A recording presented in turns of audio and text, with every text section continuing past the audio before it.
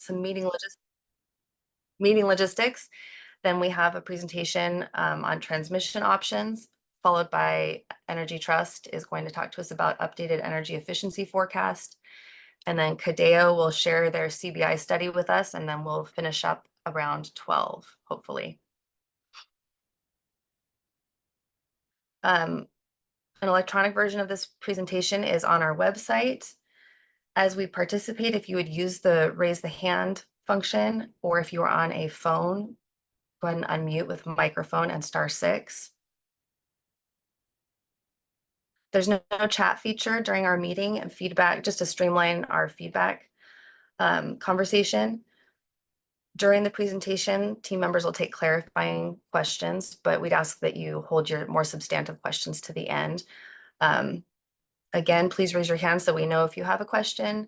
And if we don't cover everything and you have more conversation you'd like to have, we encourage you to use our feedback form, which is on our website and also linked here. And with that, we'll go ahead and start with transmission options with Seth Wiggins. All right, good morning, everyone. If you could just go to that first slide. So I'm going to talk about transmission options and what that means. We'll obviously get into. So I want to start with the first slide, just talking about 3 concentric circles. We've talked about this concept before, but we haven't shown the diagram, so I wanted to start just grounding the conversation here. So there's these 3 circles that we think about within PGE, and we want to bring it to this roundtable. The first one being, our PGE system, the balancing authority, the things that we have to do for NERC standards for reliability within the BA. So that's the first circle. The second one is the interface between PGE and BPA. So basically the capacity that we can get from the region through BPA. And then the third is your regional and call them interregional projects. So things like Wyoming wind and Desert Southwest solar.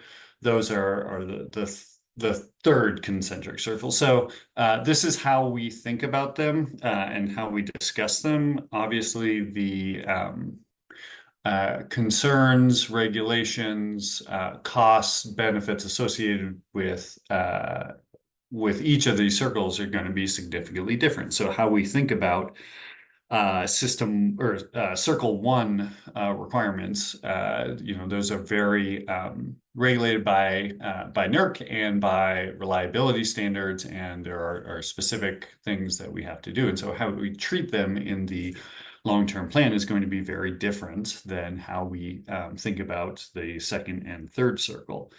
Reminder too that there's a lot of nuance to this statement, but by and large, we control what happens in that first circle. Excuse me. Second and third circles are dependent on a lot of other things happening as well, and so we'll get into detail. But that's the 3 concentric circle diagram that we think about. It'll be useful for this entire conversation. If you go to the next slide, we diagram where these circles were included in the 2023 CEP and IRP. So that the concentric circle 1, this PGE system, that was discussed in chapter 9, the transmission chapter, where we had a qualitative description of PGE activity and a list of projects that PGE is pursuing in our local transmission plan. And basically this last mile concept where we are just describing as a informational filing in the IRP, the things that we're doing to meet all of our requirements of the balancing authority. The concentric circle number 2, this BPA PGE interface, was covered in 2 parts in the last IRP.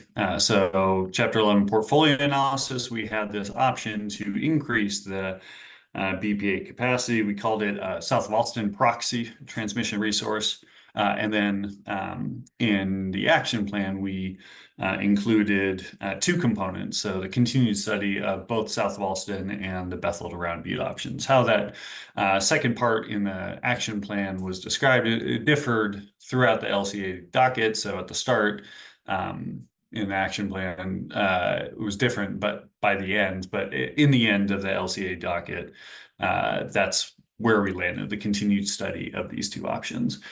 And these interregional projects, this third concentric circle, that was covered in portfolio analysis when we started talking about, the Wyoming wind and Nevada solar proxy resources. So these were proxy characteristics of things that we'd expect to be in the market available.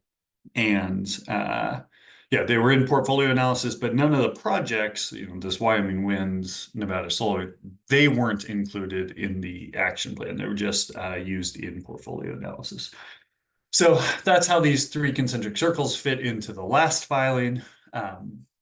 And hopefully these two slides help us ground the conversation to where we're going in the IRP update. So there are three parts. If you go to the next slide, please. There are three parts to transmission modeling. So the first, we've shown this slide before, but just to recap, a characterization of the existing transmission system. So how much transmission capacity is available to PG today if PG does nothing? Okay, so hands off the wheel. We hold an RFP tomorrow. What do we expect to get to come to PG, to be available to PG to acquire? How much capacity is out there? So that's step one. Step two, again, hands off the wheel, PG doing nothing. What transmission capacity will be available to PG later? So if there's going to be a significant upgrade, a new transmission line built, reconductoring somewhere, that's additional capacity that isn't available today, but should be planned on later. For example, if there were a massive upgrade coming off of BPA's system, say in 2029, hypothetically, that should be included in this plan. We should be incorporating that. Just because it isn't available today doesn't mean it shouldn't be brought into the plan. So we want to consider the second part as well, so that to have this characterization of that future transmission system. And then the third part, we change gears and we say, okay, now PG's hands on the wheel, to have multiple car metaphors. What can PGE do to increase transmission capacity for network load service? So what can PG build? What can PG do? And again, this is similar to the last filing, the 2023 CEP and IRP. We are talking about these second and third concentric circles when we're talking about things that we can do in this third bucket. So the next slide, we just say, okay, well, what's being discussed today and what's being discussed before? So we had a characterization of the first component in the July roundtable. We talked about that. There was still some work to do, and we'll be finalizing our outputs of that characterization soon. We haven't talked about what we think the future transmission system will look like. We'll be discussing that soon in a roundtable. And then these additional options, that's what we're going to be talking about today. So second and third concentric circles, what are the steps PG can do potentially to add, if it's part of the least cost solution and of resources to meet demand. So that's what we're talking about today. We'll talk about both steps 1 and 2 in future roundtables, and we have talked about step 1 before. So to talk about this step 3, if you can go to the next slide, you have to start conceptually. It helps to look at what we're doing for step 1. So you've got this figure. This figure is from the 2023 CEP IRP. It's being updated. There's an updated version in the July roundtable, and then that needs to be finalized with conditional firm capacity. So we start with this, and then step 2 basically adds to this. So this is your near term, your call it 2026 value of transmission capacity available, again, to be updated. And then if there were an upgrade in 2027, that would free up, say, Gorge long-term firm. Then in 2027, that number would go from 190 to hypothetically 250 or whatever it is, right? So these numbers go up. So you're looking at the table of step 1. Step 2 increases those numbers. But let's say, again, hypothetically, that PG's demand is so great that it exhausts all of these resources. Well, then we can start looking around for this step 3, these additional options. Now, this is an economic consideration. So the transmission we're looking at in this table, and to be modified by step 2, it has a cost associated with it. The transmission and the benefits associated with, well, right, like of getting a Christmas Valley resource. You throw the cost of that resource plus the cost of the transmission of a BPA wheel, or whatever escalation that we think is going to occur over the next 5 years, say, and you compare those costs and benefits to this step 3, say a Nevada solar or Wyoming wind. Those resources have additional costs as well, the cost of signing on to a specific project, and those costs are considerable. We showed in the last IRP at least the modeled costs were significantly higher, such that the model wants to take what you see on the table in front of you, wants to take that first.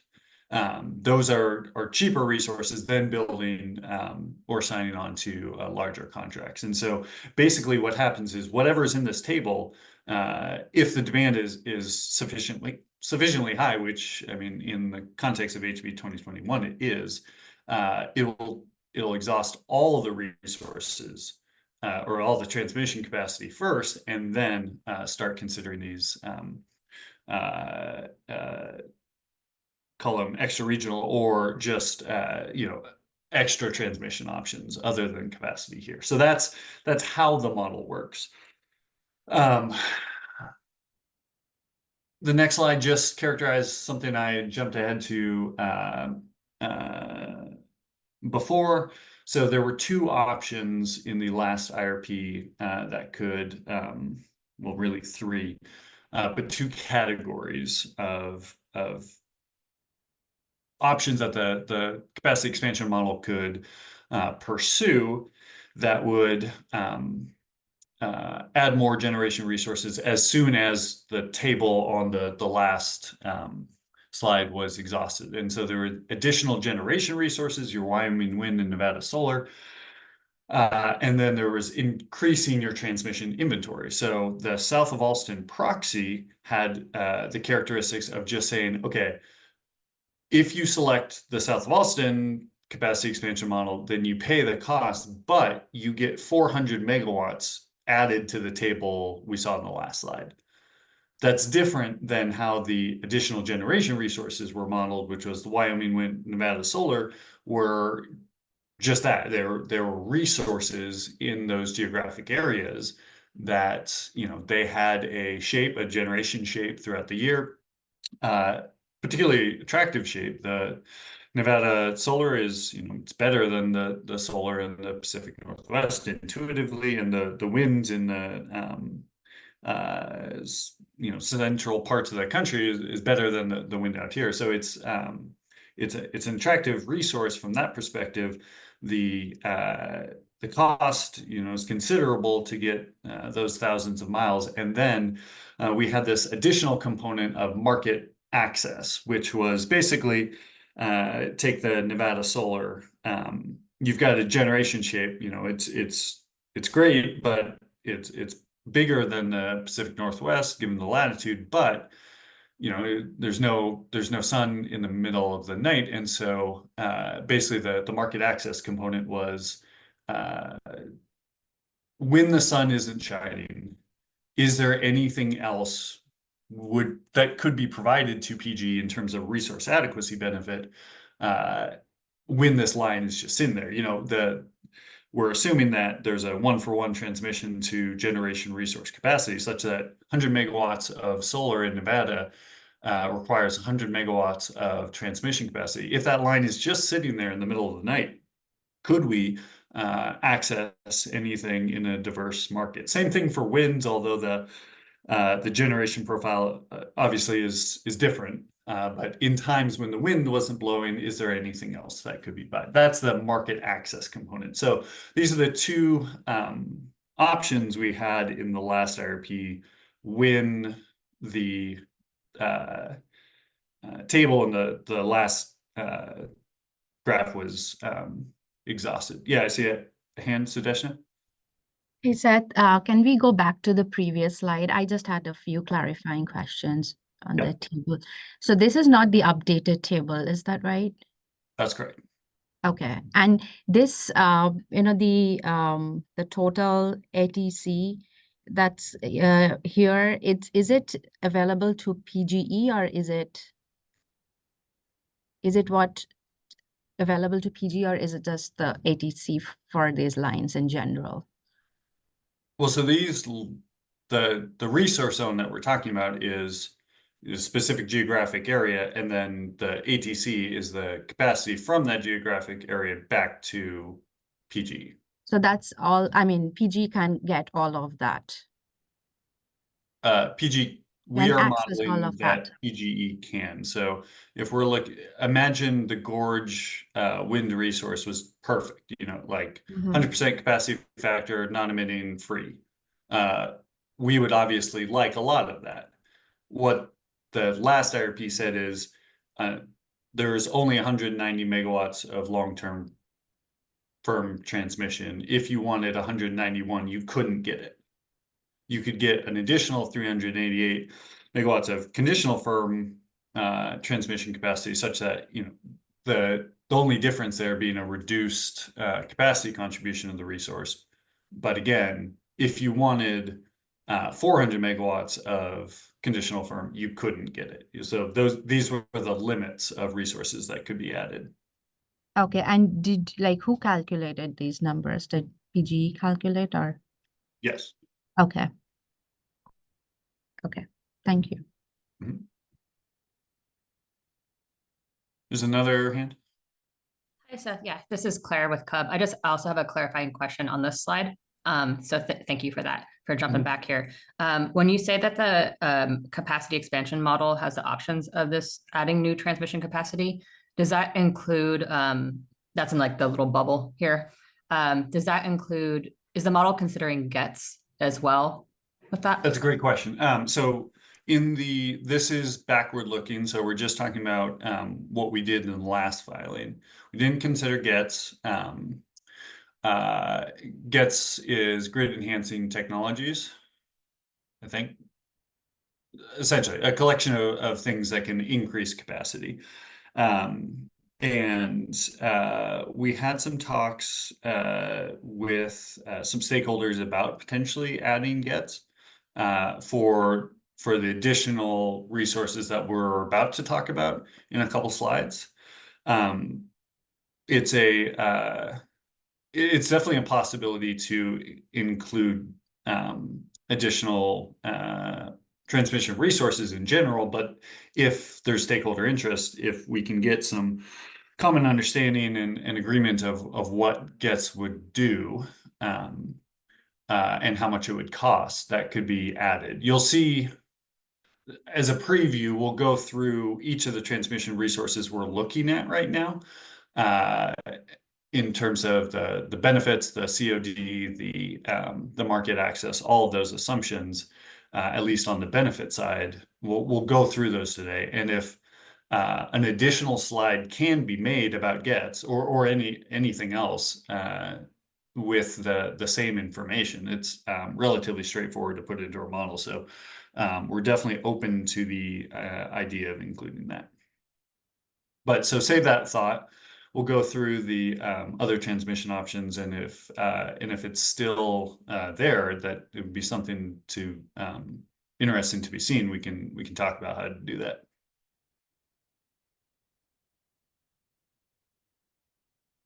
Okay, so if you go to the next slide, we talked about these ways we can the model could in the last IRP filing increase this capacity. The next slide is just copying and pasting some PUC direction from the order. You can read this, but basically requiring for the next IRP update that PGE have a more comprehensive analysis and evaluation of the full range of transmission solutions. So in the last IRP, we use these proxy resources, additional generation options, and your transmission inventory enhancer.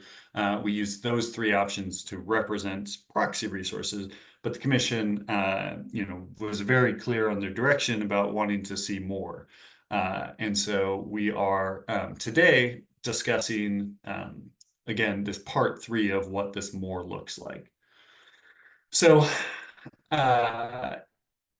for this approach, if you could go to the next slide, we talk about what the things that we need to include in portfolio analysis to evaluate. And some of them will be covered today, some of them won't.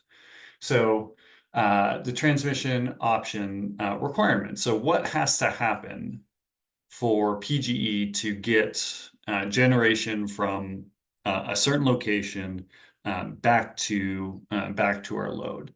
So that will be discussed today. What's the COD? So when is the first date, the first year we can anticipate having the generation available if it were part of a least cost solution? That'll be discussed today. And then what's on the other end of the line? Basically, like if we're talking about Nevada, well, that's a solar resource. That type of information that's discussed today. But this market access component we talked about a little bit before. We're only talking about that conceptually today because we don't have the results of a consultant study yet. But that's under development and will be covered in a future roundtable, as well as the cost of the resources. So, like I said before, they're expensive, but we don't have a good discussion of what those costs would be, and that will be in a future roundtable as well. As always, good time to plug the PGE feedback form. If you have strong thoughts about, honestly, anything, but about these particular aspects of market access transmission costs, I'd very much encourage you to use that feedback form. Yeah, Kim? Thanks. Sorry, I think I'm just catching up a little bit. And if I could go back around the slide where you included this guy right here. One of the elements that's listed here too is this including non-wires alternatives when appropriate. Is that something we're going to talk about here today too? So it depends what you mean by non-wires alternative. I would say this as just a start of the statement is that our portfolio analysis considers every resource, at least that I know about, that is available to PGE. So some people refer to non-wires as like DERs or energy efficiency. Mm-hmm.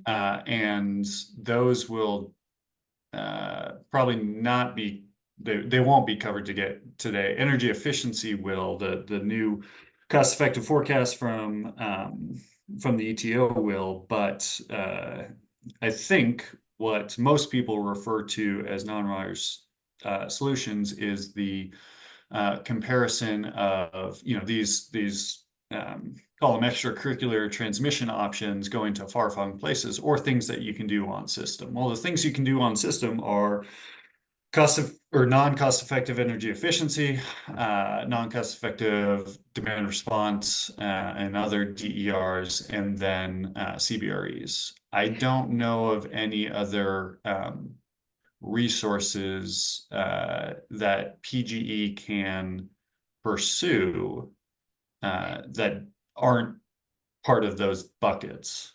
Yeah, and And so, I don't necessarily mean something new. I think I'm just more interested in understanding sort of how your understanding of the value of those alternatives are going to be, um, compared when you're looking at these different transmission options. I think one question was sort of understanding if there's significant transmission constraints, and we're having a better idea of the cost and benefits of different potential transmission options, including consideration of markets.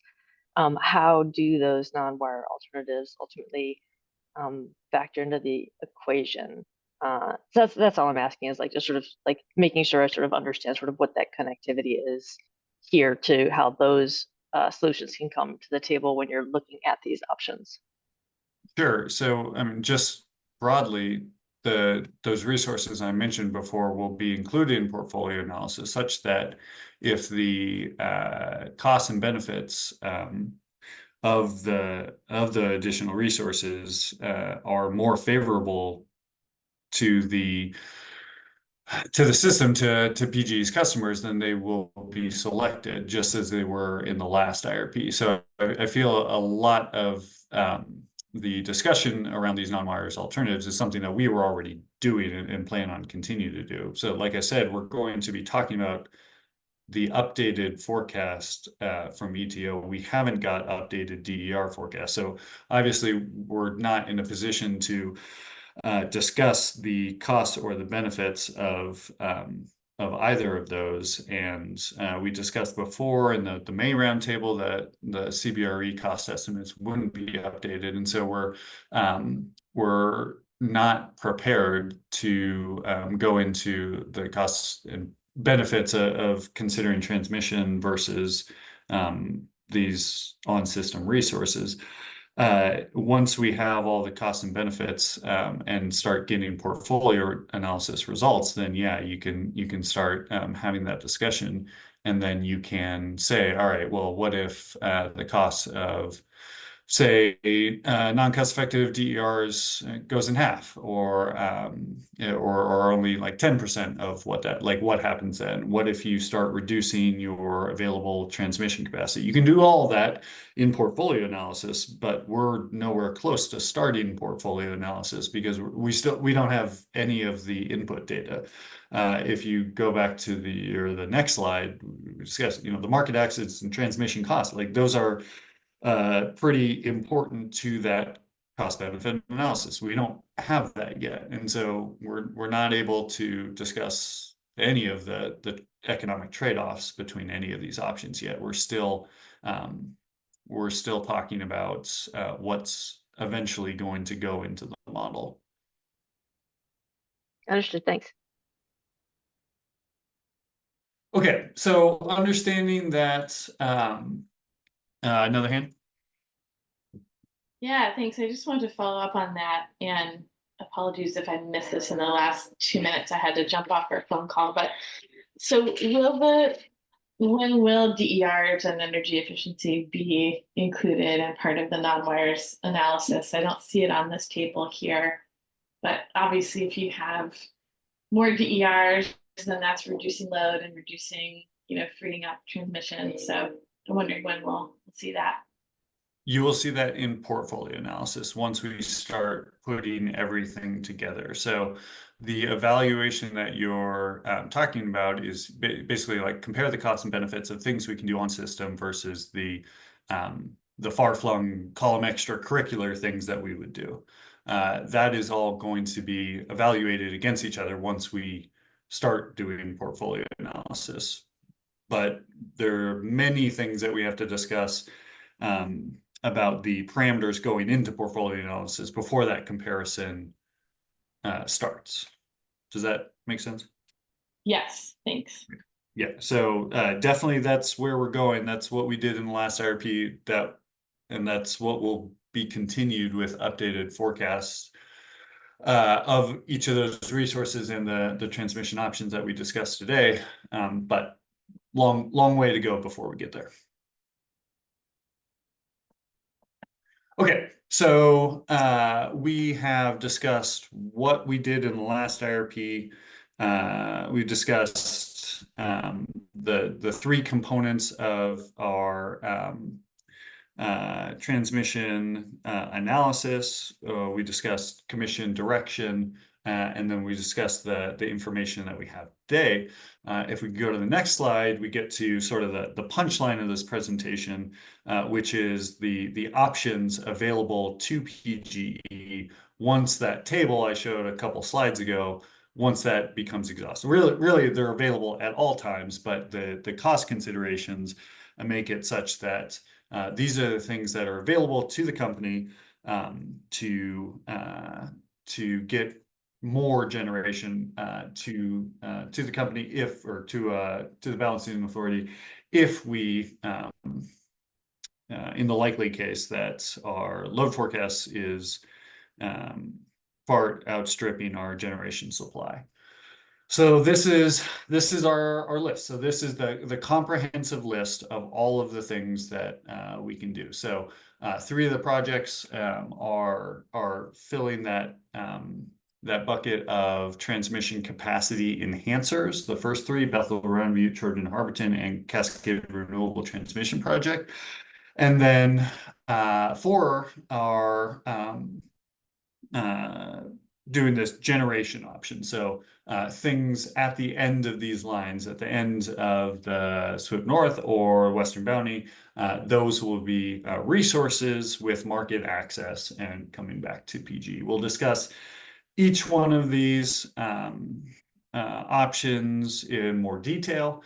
But to understand right now, and this figure is obviously there's a lot of specifics about each option that are important to understand. But for now, it's important to understand that these 7 options are what's going into portfolio analysis, barring some stakeholder interest in either GETS or another transmission option, or removing one of these options. But barring any one of those 3 changes, these are the 7 things that are available when PG doesn't have sufficient transmission capacity available through that table, the updated table that I showed before.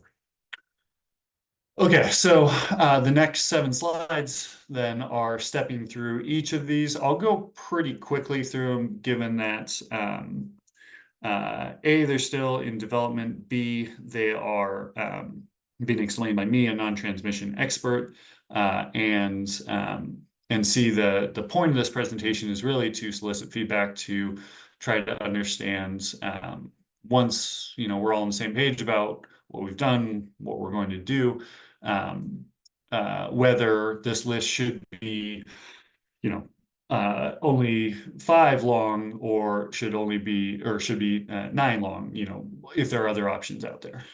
So I'm going to start stepping through them now. So the next 7 slides are just going to be following relative same format. So starting with Bethel Round Butte. So this was discussed pretty extensively in the qualitatively in the last IRP. So it's 98 miles running from Bethel to Round Butte substation. We're anticipating that the COD, is commercial operation date, is available in 2032. So 2031, this won't be available to the capacity expansion model, but 2032 it will be. And we don't think there's any other transmission access or transmission expansion required for PG to access the benefits. Those benefits are somewhere between 2,300 and 4,700 megawatts, depending on the specifics of the path rating. That will be something to be determined going forward. And this option is providing access to the COB. So benefits of that market access will be discussed later. But this is expanding access to that system, or that second concentric circle. So allowing more access to call them BPA resources, the things that were on the table of transmission capacity shown before. So 2032 is the COD. That's a relevant thing. It's very large. There are, like I said before, the costs we'll be discussing in future roundtable, but there have been some federal dollars available to the option, and so that will be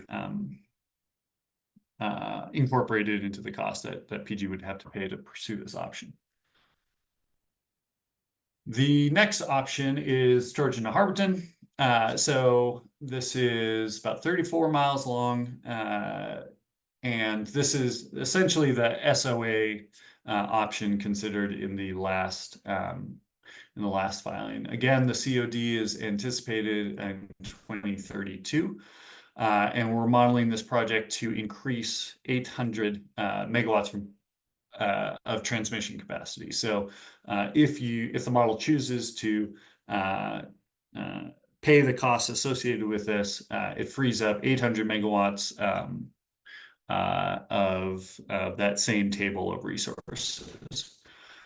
And the next one is very similar. So the Cascade Renewable Transmission Project, see a hand. Yeah, I was just wondering on that Bethel project, there was a range of megawatts there at the, that's Yep. quite a range there. Can you explain why it's such a big range of increase of megawatts and BPA resources? Yeah, it's a great question. So there are, it's being studied right now, and there are a number of different configurations for the rebuilding that can be done. And so PG is actively trying to right size it. You know, the more capacity brings higher costs. And so trying to determine the best configuration of the rebuild line. So it's going to be the same. If it's pursued, it'll be the same line, the same right of way, but just how much redevelopment, how much steel you want to bring in, how many lines, their capacity.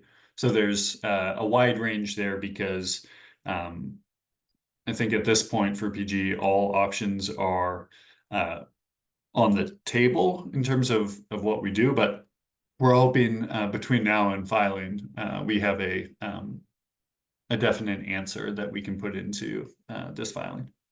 So you mean instead of reconducting the entire 98 miles, there's an option to do less, or? I think there's a better way to say it. Would there be there's an option to do a lot more. So different tower types, different line configurations. Again, I might be the worst person in this room to describe it, but as I understand it, there are a number of configurations that can be utilized in this option. Seth, this is Randy Hardy. Can I talk? Give me 1 second, Randy. Does that answer your question, Angela? I think that to answer the question more directly, I think the biggest choice there is between is the Bethel Round Butte a double circuit or a single circuit 500. That makes, that's a 1,500 megawatt difference right there. My question is, where is Big Eddy Chemawa in the Bonneville Big Eddy Chemawa line, which runs parallel basically to Bethel Round Butte in this figure? My understanding is that that still is very much in consideration, at least from my discussions with your transmission folks. And maybe that capacity of that is included under the Bethel Roundview. Do you know? It's a good question. I have to get back to you on that. It is in the early drafts of the IRP update that we're working on. It's discussed pretty extensively, but how that is figuring into this range of numbers, I'm not sure. Okay, thank you. Mm-hmm.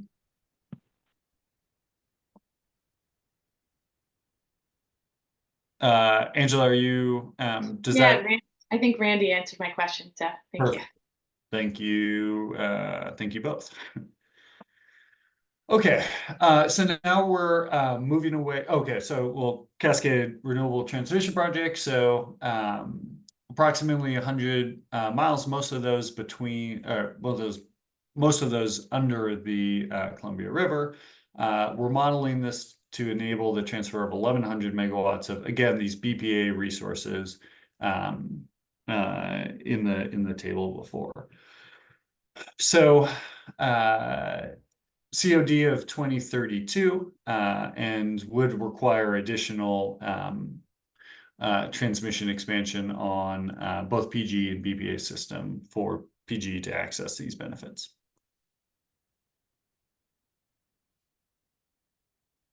Okay, so now we're stepping into the options that allow access of specific proxy resources off system. So instead of opening up both Southeast Washington and Gorge Wind, for example, this next project, this collection of transmission lines, commonly just referred to as SWIP North for our purposes, would be targeting Nevada solar. So we are specifically looking at the generation profile, the costs and benefits associated with Nevada solar in this option, as well as the Mead Market Hub. So there are a number of lines to get down to this Nevada area. The line is available in 2027, but we believe this will require additional access across BPA system, which we are thinking is plausibly expected by 2032. And so the difference, if this line is available hypothetically next year, it's not functionally available to PGE until these BPA upgrades are made. That's sort of the second step before, and we're saying that's plausible in 2032. So again, Nevada solar up to 600 megawatts is available, and this Mead Market Hub.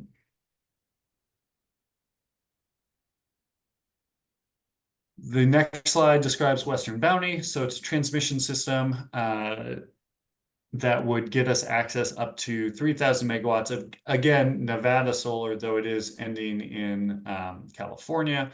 We feel that the difference in geography at the end of this line of Southern California and Nevada, there would be differences in the generation shape, but we feel that they are close enough not to warrant another generation proxy resource. So we're just using the Nevada solar proxy for this, but access to a different market hub. And we're being evaluated that. And we believe that additional BPA upgrades would be required for this option, and a COD of 2033.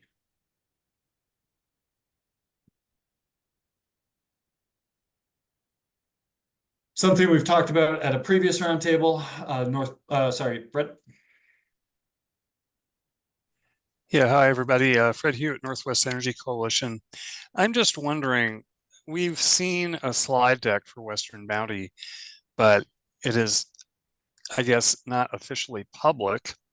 And my concern about this is a very ambitious project. It's basically, if you look at all three branches, 3 DC lines, about a $12 billion project from a developer that has no experience with transmission.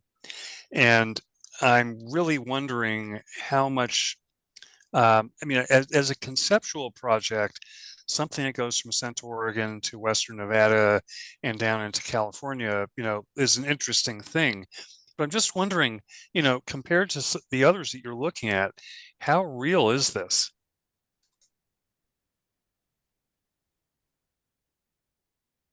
It's a good question. I feel that the uncertainty is high in all of these options, especially with the CODs. From our understanding, Western Bounty is a plausible option that is being considered by our structure and origination teams. And so our starting thought is that it should go into IRP modeling, but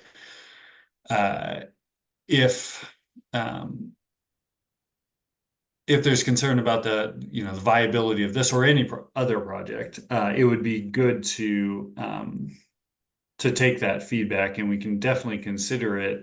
If let's just say these are a lot of megawatts available, and let's just say that these are great options, and SB 15 provides huge benefits to DGE. Well, then the portfolio analysis will select it and will move away from other options. If there's significant, concern over the viability of it, that would be good to incorporate, as we could evaluate different scenarios where it is or it isn't available. Yeah, that's a fair thing to say, I guess. But I guess that there is some, it's attractive to look at an option that connects directly to Grizzly, that gives you a direct path. And it just makes me wonder out loud whether this is something PG might consider taking a stake in directly. Maybe you're thinking about that. But, again, this is a concept as compared to something like SWIP North, which is ready to build. For sure. Totally take the point. I'm certainly not the one to express, the highest confidence in plausibility, but that is our starting point. Is it would be, our starting position would be that it would be an option for portfolio analysis. But again, if you think it isn't, that would be it'd be great to know now, and can be include, whatever happens in the next couple months before we file the next plan, it'd be equally applicable to receive that feedback during that time. Okay, one more quick thing, which is to say, the question it raises for me is, of course, Nevada solar is great, but Southeast Oregon solar is pretty great too. So is that a comparison or an alternative approach that we should be looking at? And I'm not, really familiar with all the details and all the constraints involved in extending transmission to get more Southeast Oregon solar, but that is something we really ought to look at. Yeah, I mean, first of all, absolutely, yeah, the resource in Southeast Oregon would be significant and useful if there was access to it. I don't know of the total plans for transmission system expansion across the WEC, but if anyone in this group has a better understanding of, another option that should be considered through either Western Bounty or any like individual unique option to get that resource or any other, we're very much open to that. I would say that to be covered in a couple slides from now, we will have a couple consultants working on this to look at the total transmission system expansion plan and basically what other options are there. Basically answering the question, there are 7 options on this list. Should there be 8 or 9 or whatever? So that will be studied by a consultant, but your point is well taken and really highlights the usefulness of this group to inform our analysis right now. Yeah, Seth, this is Randy Hardy again. Can you hear me? I can. To add to Fred's point, Bonneville, although they haven't fully announced it, has an option that parallels this Western Bounty option, at least at the first part. They have announced that their north of Grizzly line out of the 2023 cluster study goes to Bonanza Substation, which is about the starting point of Western Bounty. And then the rest of it goes essentially to the Oregon-California border at Knob. It looks like the exact path that Western Bounty is on, and they're planning to link up to a Nevada energy project called Greenlink. So you got in addition to Fred's concerns, you got a whole nother issue here of basically a competing line. Now, the Greenlink part of this, as I understand it, goes down to Meade. So it potentially, does the same thing that your SWIP North Gateway West project does. But my point is, at least in the northwest part of Western Bounty, it's directly competing with something that Bonneville is planning. So you got a whole nother set of issues there that your consultant really needs to sort out. And in fairness, the Bonneville part of this, to Knob at least, was just announced last week, or maybe even early. Yeah, last week. But Robbie Everwell announced it on a WestTech call. But there's another consideration there that your consultant needs to sort out relative to, does this make sense or not? And does this other Bonneville alternative make better sense? Or is SWIP North and Gateway West alternative a better option for PGE? And just to add to that, this Western Bounty thing, it's not just cost and a non-experienced developer, but you're directly competing in the Northwest with something Bonneville already has planned.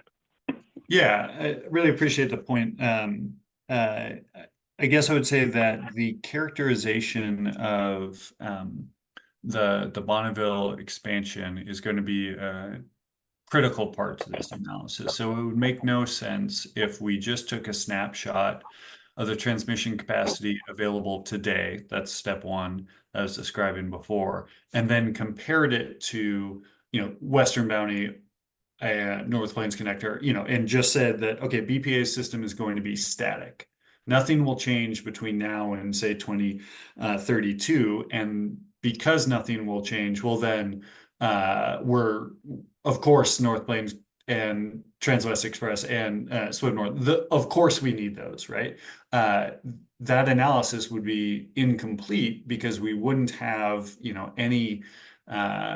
any appreciation of the additional capacity that BPA could enact, and have said that they will. And so that's what I was discussing earlier, that second step of this characterization of the transmission capacity that will be available that isn't today.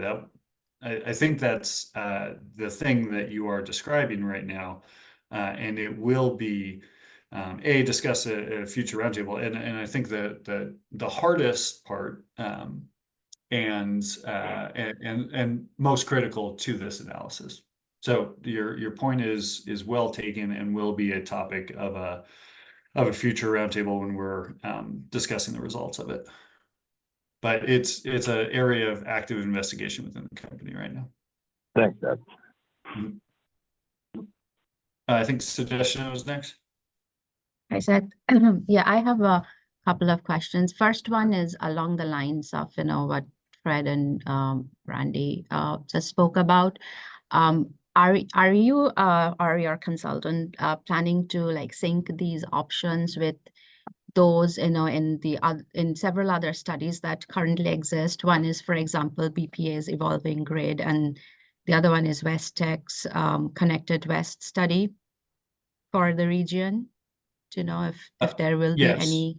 Okay. Yes, those will both be incorporated into our evaluation of that second step.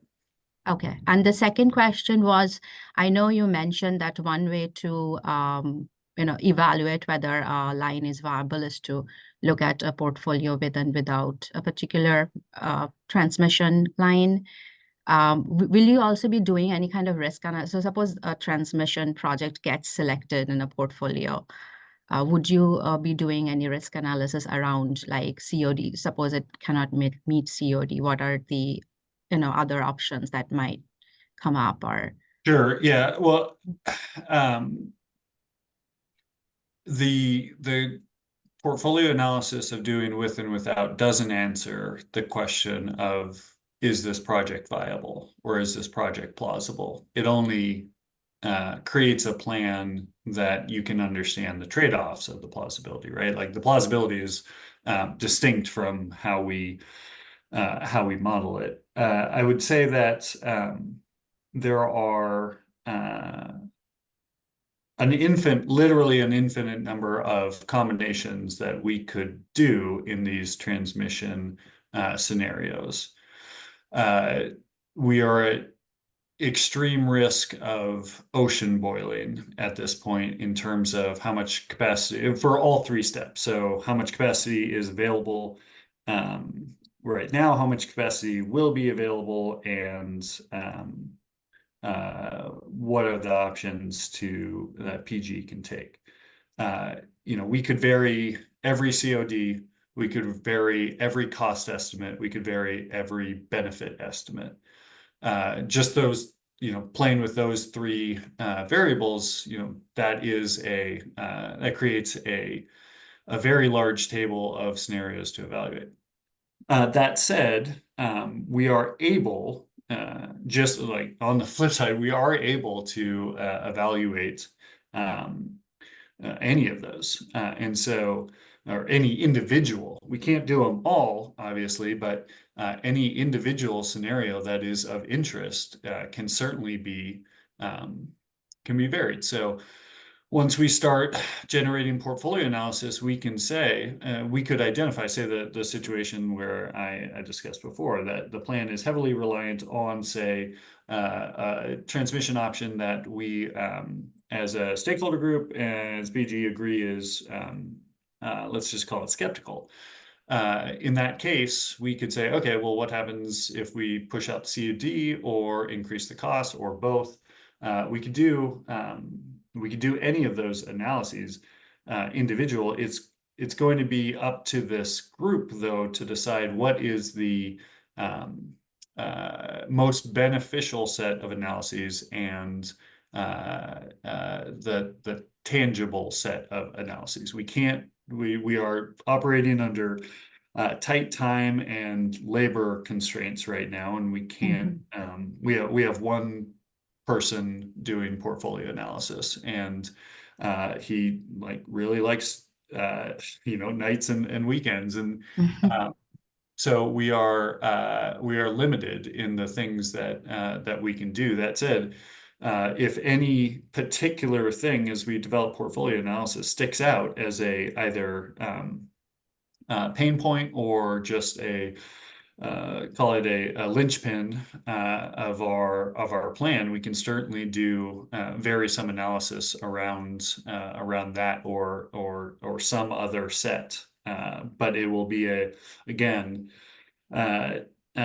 incumbent on this group, or important for us to limit that set of analyses to what's most critical to the plan. Okay. Thank you. Yeah, Fred. Yeah, just to add a little bit more to what Randy said about the Green Link, that's an NV Energy project. I think it's still in review, but it's pretty likely to get built from what I understand. It's got two segments. One runs east-west from roughly around Carson City over to Robinson Summit, which is the northern point of the line, which is also the point where SWIP North would then go further north. And then there's a kind of a trending northwest-southwest line from the Carson area, there's a substation called Yarrington, down to Las Vegas. I don't know. I don't think that green link goes to Meade. I think there are other transmission resources that go there already. But I also understand that basically the green link is designed for NV energy, current and future native load, pretty well subscribed or committed. And that's the reason that Western Bounty came in with a new proposal, because the developer felt that they would not be able to get enough transmission in Nevada to do what they want to do. So all this is to say, and just referring to the comment you just made, this whole situation with Oregon, Nevada is a big, complicated thing. It's rapidly emerged, I would say, over the last year as a real focus area. There are a lot of proposals on the table. I would not expect or want PGE to, look at every version of infinite number of different options here. But I think looking at this, at least conceptually, to say, and going back to basics, what is the real purpose of doing the transmission? What kind of resource does PGE need? Where are the options for that? That's really what I think we're looking for from this process, not an exhaustive examination of every single possibility. Yeah, I think appreciate the comment. I think the IRP team at PG, and probably IRPs in general across the industry, basically we do two things: you estimate system need, your demand, and then create a plan to get the supply to meet that demand. So if there are these two distinct steps, the IRP is by and large pretty good at the first step, estimating your system need, and by and large struggles with the second step. The second step involves a whole lot of judgment about, resource cost dynamics, generation, availability, all of that. And that, gets compounded with the transmission system. But the estimating system need, we're pretty good at that. And so we can tell you, and that can be a focus of planning going forward, just like, okay, what are the deficits? What are the times? What are the general things that we're looking at? And that step two, still provide that analysis, but have the system need be more of a focus. I think that's it's a good point, and can be a more of a focus for us going forward. Okay, I've got like 3 or 5 more slides, so let me get through these quickly. I've got about 11 minutes. So North Plains Connector, we talked about this before in the June roundtable. 412 DC transmission line going from North Dakota back to Colstrip. We currently have 270 megawatts Colstrip to PGE. Up to 3,000 megawatts of wind is available through the North Plains Connector if we were to go for everything. But these constraints of the rights from Colstrip back to PG, that black line here, is going to be the limiting factor. So we are going to include a new generation proxy resource associated with this option. So we feel that the generation profile of a wind resource in North Dakota is sufficiently different from your Wyoming wind's generation profile that we're going to say that, yeah, you've got this new resource to be accessed, different generation characteristics, and then also access to MISO is the potential market benefit. The COD being modeled is 2032,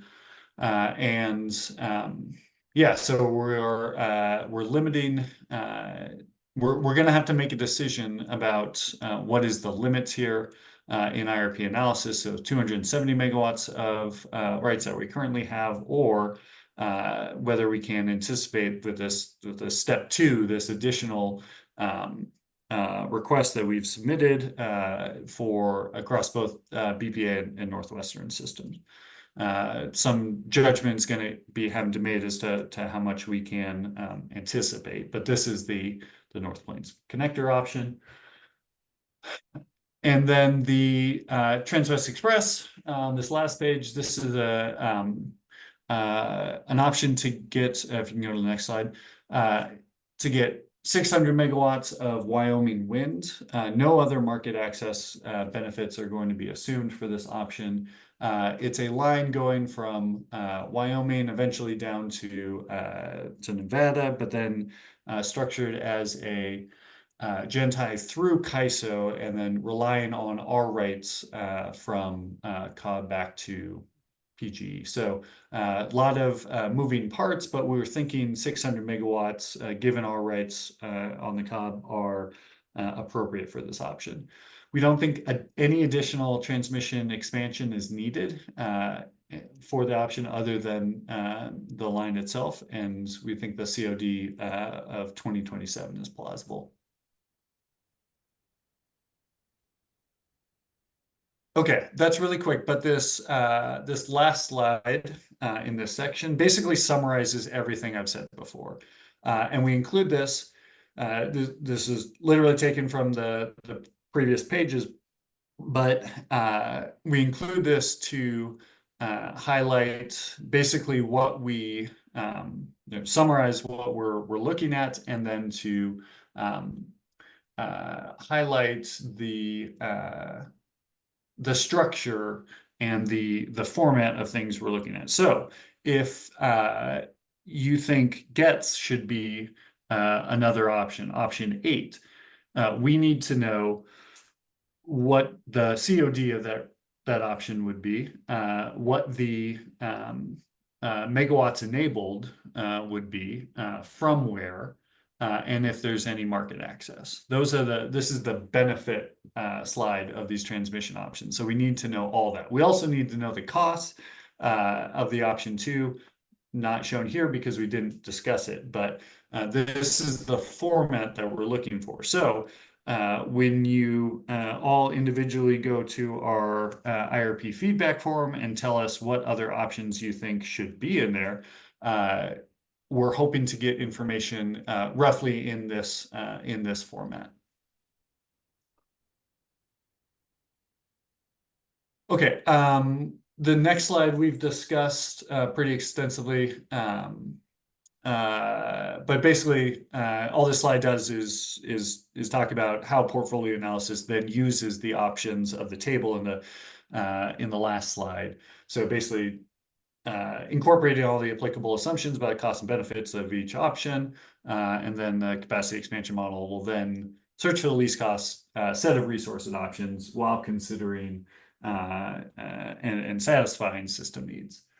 And all of these transmission options selected will be for network load service. So as I've discussed before, this is all in part of our transmission study. So while we have these general sorry, see a question? Yes. When it comes to the GETS options, it seems to me those apply to transmission lines that are currently owned or operated by PGE rather than these new lines that you're talking about. So how does GETS fit into your existing transmission capability, and what can be done there? That is a great question. So if you could go back to the last slide, I would think that GETS would be similar to the first 3 projects in that the region would be, Pacific Northwest, and the generation resources would just be, we have the label of BPA, but basically just the off-system resources that we have typically pre-2023 considered in the IRP. So the idea would be that GETS could enable say 100 megawatts more of a gorge wind or a Southeast Washington wind or Christmas Valley solar, something like that. So I would think that, yeah, you choose specific technologies that basically squeeze more out of the existing transmission system, getting access to what we're calling, with heavy quotations, BPA resources. So the the traditional resources that we're looking at. Does that make sense? Somewhat, yes.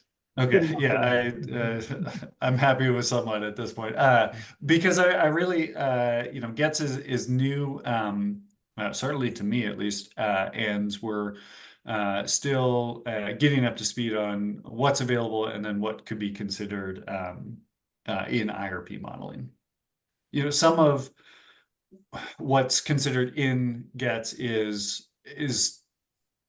is done every day by our transmission planning team. Other stuff is not. So disentangling what it is and what it could do has been difficult for us in the limited time that we've had. And so it's not on the list. But again, if there's stakeholder interest of having it on the list, assuming we can get the cost and benefit information or at least assumptions, I think it could be included.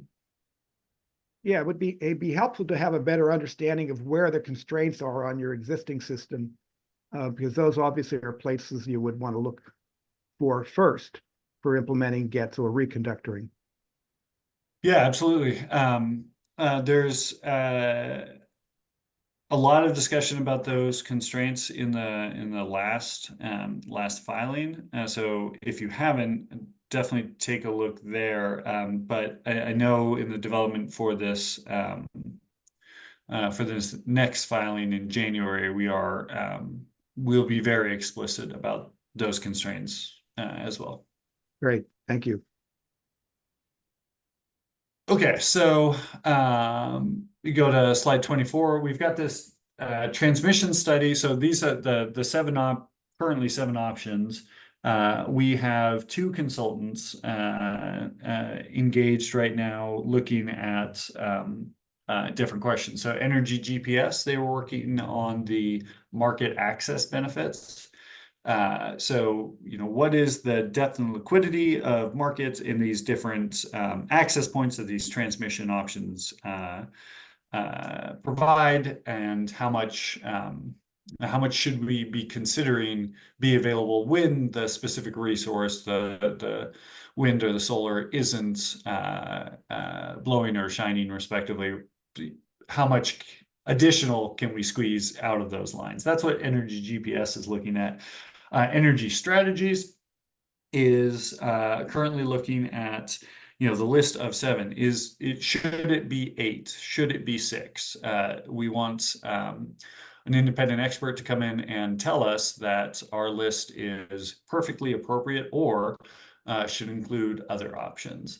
And of those, if that is the perfect list, that list of 7, are the CODs reasonable? That's you know, that obviously a major concern for this whole group is whether we can achieve, if we decide that, you know, these are the best set of options, are they achievable that by the time is going to be critical given our pretty pressing system needs, and so they are considering that as well. And both of them should be into a future roundtable. Obviously, as they're talking about inputs to portfolio analysis, ideally it would be soon, but there are constraints, and they're still working as well. So this next slide I've said everything on this slide before, so I'll go quick. There are additional questions that we need to answer, and they consider all the 3 main steps that we discussed before. So the specific estimates of total conditional firm, we think we have an answer for this, and likely the next roundtable is when we'll be discussing that. The characterization of this future transmission system, BPA's evolving grid, how much more capacity should we be anticipating from that effort? Are there other areas to look at? That's going to be critical and discussed later. And then the costs associated with these options, the market access, generation profile of that North Dakota resource. Those all additional questions that we need to answer. That's, given the importance of transmission, we're clearly focused on that for the development of our long-term plan. Okay, that is the end of the slides. Are there additional questions that we can answer right now?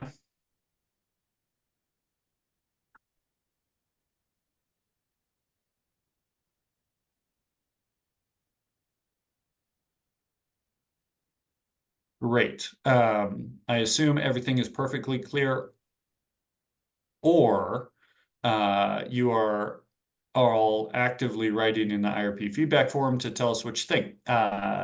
Really want to plug that again. Tell us if this list is comprehensive, if you think this list is comprehensive or not, or even if it is, if some of the details that we showed on that earlier table should be adjusted as well. Consider also, when we start developing the portfolio analysis, what difference evaluations you want to see. That will all be useful for us as we develop the plan.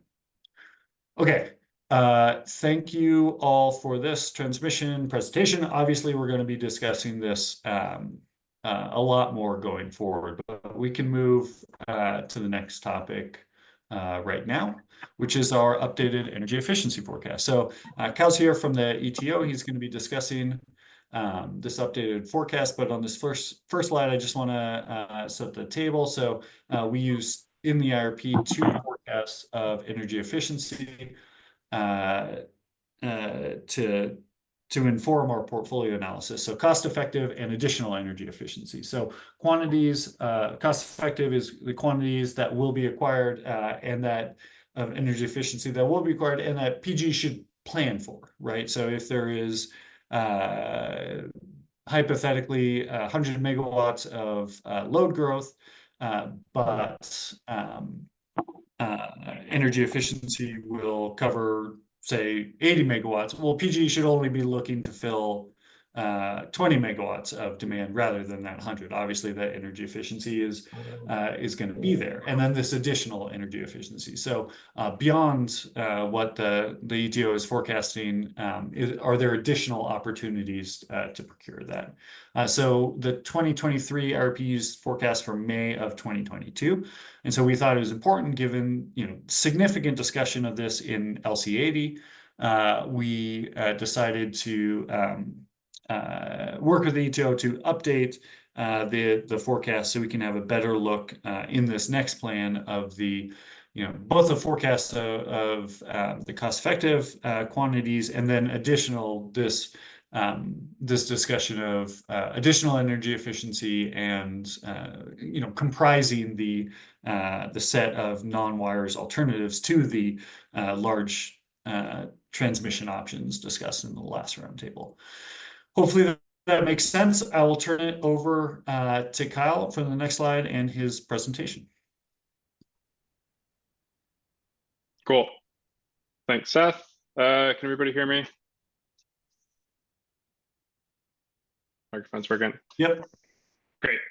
Have a new computer set up, so been having some microphone issues. But to everyone, good morning. My name is Kyle Morrill. I'm a senior project manager here at Energy Trust Oregon, and I'll be presenting draft results of our resource assessment modeling and deployment forecast for PGE's 2025 IRP. I definitely want to highlight that these results are still draft at this point. We're still going through our 2025 budget process, and that'll update the shaping of results in the early term of the forecast. But results are directionally informative and of a magnitude that's informative at this point. So could advance the slide, please. So Energy Trust, we're an independent nonprofit serving 2.4 million ratepayers of the 5 investor-owned utilities in Oregon. We provide access to affordable energy and generate homegrown renewable power. I work in Energy Trust's planning department, and so we help the IRPs, we help the utilities in their IRP process get a sense of efficiency that'll be coming off their system in the time frame for the IRP modeling. Could advance slide again. So we've been around since 2002. We've invested over $2.5 billion in utility customer funds, accruing a number of benefits and touching a number of sites throughout the state. Slide, please. Cool. So today I'm going to spend time on two parts of our modeling. I'll give a brief overview of how our modeling works. I'll talk about updates we've made for this round of IRP modeling, and then I'll spend the bulk of the time on results that we have, draft results, at this point in the time of the process. So slide, please. Thank you. So RA model, RA stands for Resource Assessment Model. Our model operates on a 20-year modeling timeframe. So we look at efficiency in 20-year buckets. That kind of leaps forward every couple of years as the IRPs move along. Our model is a bottom-up model, so it's a stock-based model. So we break stock throughout the state into major sectors. So we have residential, commercial, and industrial. Within those sectors, we segment stock by customer type. So on the residential side, it's single-family, multifamily, manufactured homes. Commercial, we break it into major commercial end uses. So, think hospitals or grocery stores or retail, office space, et cetera. Industrial, we break load into stock, and that's also broken into major industrial segments, high tech, wood manufacturing, et cetera. And so we take all that stock, we make a number of assumptions about that unit of stock throughout the state, and then we're able to scale efficiency to those stock units, and then in turn scale that stock to a utility territory. So on the measure side, we have assumptions about what baseline equipment is in these units of stock, and then what efficient equipment could replace baseline equipment in the market. We have a whole host of assumptions about measured level savings, measured level cost, and then a bunch of assumptions about market data. So that tells us what customer segments, what fuel splits, et cetera, certain types of measures are applicable to. That lets us scale efficiency throughout the model. Let us know what customer segments it's applicable to, et cetera. And then on the utility side, from PGE, we've sourced a load and customer count forecast. That's the same inputs they're using for this round of IRP modeling. We get some data from PGE that helps us segment that load and stock into Energy Trust customer segments that are applicable more to how efficiency would flow through the market. And then importantly, we get avoided cost information from PGE. The avoided cost being used in this round of modeling, it's what went through the last UM 1893 docket. I'll note that Energy Trust for measure evaluation, for program level cost effectiveness evaluation, a lot of our activity we do in the field and evaluation work, we blend avoided costs. So that's blended based on the funding split of our partner utilities. For the IRP process, we will run the model in isolation for PGE avoided costs. And if that generates any discrepancy between measures that are offered, let's say measures screen not cost effective for whatever reason, PGE avoided costs, we will align our measure offerings, what's selected in the model with what we're offering in the field. But otherwise, we try to help the utility evaluate costs and benefits of efficiency consistent with the avoided costs that they're using in their IRP process. Slide.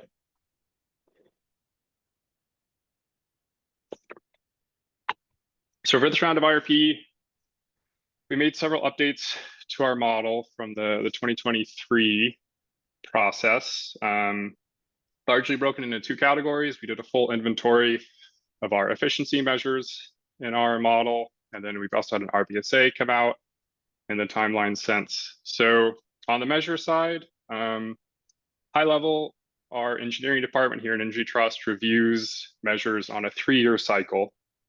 And there's been 2 years since the previous IRP. So about 2/3 of the measures in our model have come up for reevaluation by our engineering team. They've developed new measure approval documents.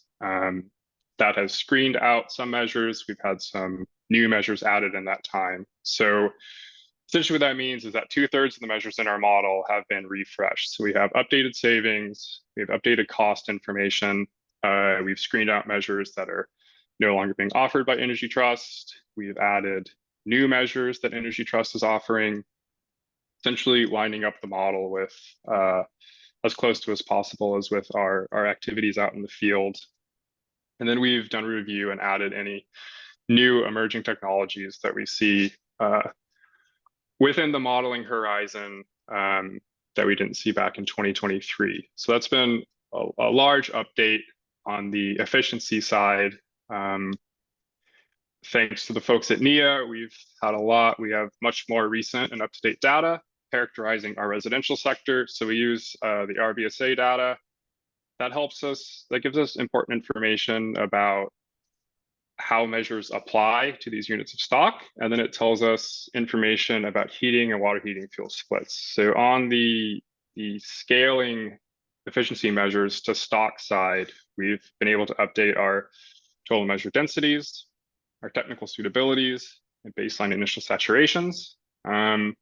Measured density tells you how many measures are applicable per unit of stock. So for example, say like a light bulb, there might be 22 light bulbs for a single family home. It's a measure of density, one heat pump for single family home.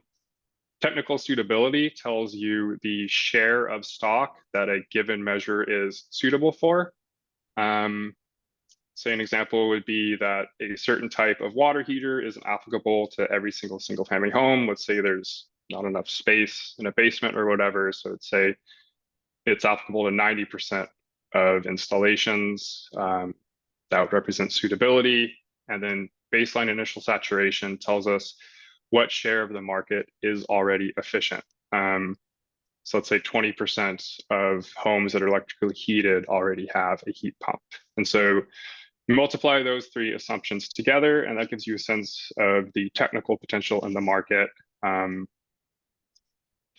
gives you a sense of adding up basically all the inefficient widgets out there and where efficiency opportunities exist in the market. And then, like I said, we use the RBSA data to characterize heating fuel splits and water heating fuel splits statewide, and we do some data. We'll calculate them differently for a gas utility territory versus an electric territory. But that essentially will tell us what percent of homes have electric heat. Those are homes eligible for electric heating and shell measures. And then similarly on the water heating fuel side. Slide, please. So high level, I don't want to get too bogged down in how the model works, but our model takes all this potential being calculated from stock, and then it decrements it based on certain criteria. This is quite industry standard. I'm sure you've heard this. You've attended these presentations before. The top part of this chart in blue is all calculated within our modeling framework. And then the final decrement, you can see at the bottom there, we do exogenously, and that's how we actually shape a forecast. So the stock-based model, we add up all these units, multiply by all these multipliers, and that gets us the technical potential. So that's all the efficiency we think is available in PGE's territory.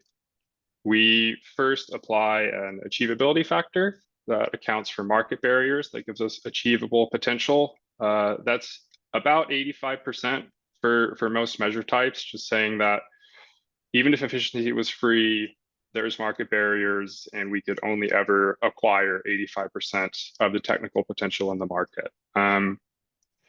That's not an assumption that's made for every single measure type. Things such as codes and standards have closer to 100% achievability adjustments. But otherwise, for most like widget-based measures, that's 85%. And so finally, and the most important screen in the model is the cost effectiveness screen. So we'll use PGE's avoided costs, and we'll screen each measure in each year that it could be available to see if it's cost effective or not. And so that's A lot in this presentation, you'll see presentation of the cost-effective achievable potential, and then how that shapes to the final savings deployment. So that 20-year bucket of cost-effective achievable potential, that's not an annual forecast. Like, for example, if you think of a retrofit measure, if a home has electric resistance heat, if you don't acquire it in year 1, it's again available in year 2. That extends throughout the modeling horizon. So that doesn't give you an annual forecast of efficiency. It doesn't tell you anything about the market uptake of that measure type. So in this final row down there in gold is where we develop final program savings potential. So we shape that 20-year bucket into a forecast, a timing curve in which we think that we can acquire those savings to give PGE a sense of year-over-year efficiency throughout their IRP modeling period. This final savings projection is informed by a number of things. We work with our internal program staff to get a sense of areas of opportunity, areas of greater barrier they're experiencing in the market. We align the savings projection with our budget process. We've been working to align it with our multi-year planning process. All to say that we use a lot of internal program expertise, expectations, and budgeting to develop the early years of these ramp rates. And then we allow for that trend to continue throughout the modeling horizon. This is also an area where upcoming policy changes can impact the rate of efficiency acquisitions. So IRA, homes in here, those types of things will influence the speed at which the cost-effective achievable gets deployed in the near term. Slide. Thank you. So talk about cost effectiveness briefly. Our model uses the TRC test, total resource cost test, to screen measures for cost effectiveness. So that's comparing the benefits of a measure to the cost of a measure. Benefits in this case is the net present value of avoided costs per first year kilowatt hour savings, added to any quantifiable non-energy benefits. Example of a non-energy benefits is the amount of water saved for an efficient water heater, for example. Measure costs is the customer cost of installing an efficiency measure. Our measures are generally broken out into 2 types. We have retrofits and lost opportunity measures. So for a retrofit measure, we look at the full install cost of that measure. As it's a discretionary resource, we can install it at any time. For lost opportunity measures, the cost is quantified as the incremental cost over the baseline equipment. And those measures are constrained in our model. They can only show up when the baseline piece of equipment burns out, and then the customer decision is deciding between the incremental cost for the piece of efficiency or the baseline cost to replace what's already installed. We do implement a cost effectiveness override within our modeling. We have a number of measures under OPC exception, so that allows us to standardize our measure offerings in the model with what we have out in the field, and to be consistent with measures offered under OPC exceptions. We want to include that potential within the cost-effective achievable. Slide. Okay, so we'll get into draft results. Slide. Thank you. All right, so really high level, this is the output of our resource assessment model at this point in time. Going back to that earlier chart, this represents those first 3 decrements. So the blue box at the top of that slide: technical, achievable, and cost-effective achievable potential. Kind of 2 main pieces of information from this graph is that the commercial sector is making up a decent proportion of cost-effective achievable savings in this round of modeling. If you remember this chart from the 2023 IRP process, commercial is certainly a larger contributor this time around than before. And you can also see how relatively cost-effective, the share of cost-effective potential per sector. So for example, industrial is largely cost-effective savings. Most of the orange achievable bar turns out to be cost-effective. A similar percentage share decrement across both residential and commercial. Slide. Thank you. So I included this chart in here. I want to look at draft cumulative potential by major end use. I'll note that a lot of potential within our model falls into either like a custom measure end use or a market transformation measure end use, or some sort of new construction type end use, like a comprehensive new construction package end use. So those are not included in here. So this is not exhaustive and doesn't add up to total potential, but I think it's an instructive chart. It tells you two things. Lets you know of the traditional end uses out in the market, how they are contributing to the total amount of potential. So there's still a lot of lighting potential out there. I'll note that that includes commercial and industrial lighting under House Bill 2531. PGE has requested that we include that potential in our study so that they have a sense of load that will be coming off of their system. So while Energy Trust may not necessarily claim those savings, we do expect that efficiency to hit within the modeling horizon. And you can also see that those lighting savings are quite cost effective. The next three largest end uses: heating, weatherization, water heating. There's a lot of potential in those end uses, heating being the most cost effective of the three, and then other end uses making up the bulk of the remainder. And one thing that jumps out to me as well is cooling, pretty far down on the list to the right, but if it was more cost effective, cooling could contribute more to the total cost effective achievable potential. Slide. Thank you. So this really is the punchline of the draft results to date. So I'll call out the couple caveats again.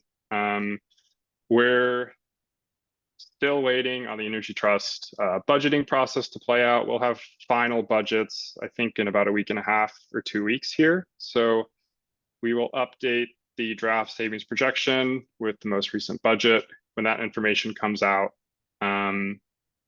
We've had some updated Q2 forecasting that's especially impacting commercial and industrial lighting measures. So we'll make some updates there as well. But especially the first three columns and the percent changes, these are indicative results for the direction the IRP is going. So this top table is results of this 2024 study. The bottom table shows the 2023 results, and then the difference from this, the percent change from this year's modeling. As we go left to right in this table, we're following the decrements from that chart before. So technical to achievable to cost effective, and then finally that draft savings projection column. So that 622 average megawatts is our draft value of efficiency that we think will come off of PGE's system within this 20-year modeling horizon. You can see the potential is up across all categories. There's about a third more technical and achievable potential within this round of modeling. That's attributable to two main factors. We're seeing greater load growth in PGE's load forecast, particularly in the commercial sector.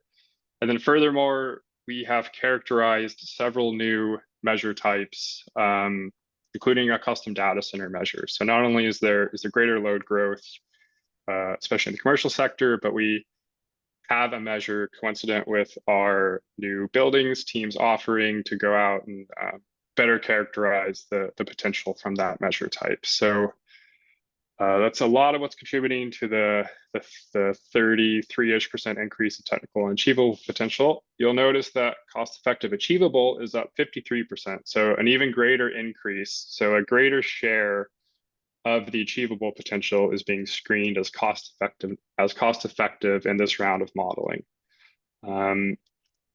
We have higher avoided costs, which is contributing to that change. So greater avoided costs, more benefits, more measures are being screened as cost effective.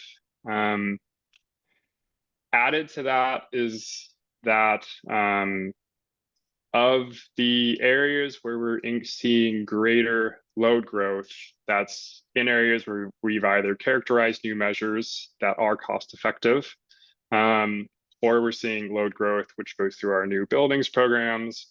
Generally, those are cost-effective savings. So that 53%, which so showing greater cost-effective achievable, again, contributing to increase of avoided costs, and then also a change in the measure mix due to the load growth that we're seeing, and especially the customer segments that load growth is in, generating more savings. I think too, some of the updates we made, just the measure updates and the RBSA updates, better characterizing the market is helping to increase that cost-effective achievable a little bit. And then so finally, all the way over to the right, we're projecting that Energy Trust will acquire 18% more efficiency in this 20-year period than we did in the previous IRP. So about 100 average megawatts more efficiency this time period. Again, I'd attribute that to the new measures we've added and the increase in cost effectiveness, as well as trends that we're starting to see and what we're expecting from Homes in Here, another IRA, external funding, et cetera. All these processes adding to increases in the savings projection we expect to say. One extra caveat being that, especially as the forecast horizon extends over time, it becomes more ambiguous which of these savings will be code and standard savings, which of these Energy Trusts will claim. In the near term, as I said before, we're modeling a full turnover of commercial and industrial lighting under House Bill 2531. So Energy Trust will not necessarily claim all 622 of those average megawatts, but that is the efficiency we expect to hit in the next 20 years. Slide. Thank you. So this graph is meant to give a representation of the year-over-year efficiency that we expect to see. So this is the annual forecast that we'll deliver to PGE, broken out by major customer segments. So I just kind of go through this graph and note some things that stand out to me. So first of all, this is a stacked chart. So bottom in yellow, the new buildings forecast, that increasing trend over time, we're basically acquiring the same share of commercial load growth over the time period, but that's an increasing forecast to account for the load growth that we're seeing in the load forecast from PGE. So growth in the new buildings customer segment over the time period is somewhat contributing to the backloaded nature of the forecast. That next blue sliver is what we're expecting from data center load that's been newly characterized in this round of modeling. So we have a new custom data center measure that we worked with our new buildings team to characterize. And then we're seeing data center load growth here in the near term. The existing buildings slice, I guess one thing that I'll note is a kind of a core tenet of our modeling is that we do try to deploy 100% of the cost-effective achievable potential in the time period. And you'll see that reflected in how these and how this graph treats potential over the time period. So the fact that existing buildings is tapering off towards the end of the time period lets you know that we're kind of playing cleanup within the efficiency in the market in 2041 through 2043. So that kind of reflects a mature commercial program, and that shows that in this projection, we're acquiring all the potential in the market throughout this time period. Commercial and industrial lighting, I've projected that out flat from what we've seen from the last couple of years and what our program is experiencing. That is one area that will change more drastically than these other sectors when I get updated budget information. But you can see as well that that end use tapers throughout the time period, reflecting a market that's been fully transformed to LEDs. And again, so particularly in that dark blue line, those are savings that Energy Trust will certainly not claim all of them, and Energy Trust's share of those savings will decrease pretty quickly, but that's what we expect to come off of PGE system. There's still a lot of industrial potential out there as far as we can assess. I kept that growth rate pretty consistent from the near term. And while it doesn't taper, I think I've deployed like 95% of the industrial efficiency potential in the market. New homes also stays pretty flat. That's just a factor of load growth, new construction starts. Existing homes, we're able to show some growth in the market. We're expecting that from our program teams. That's reflective of IRA funding, homes in here, co-funding in the market, expecting more residential opportunities. And you can see that starts to taper at the end of the forecast horizon as well, reflecting that we're acquiring 100% of potential in the market.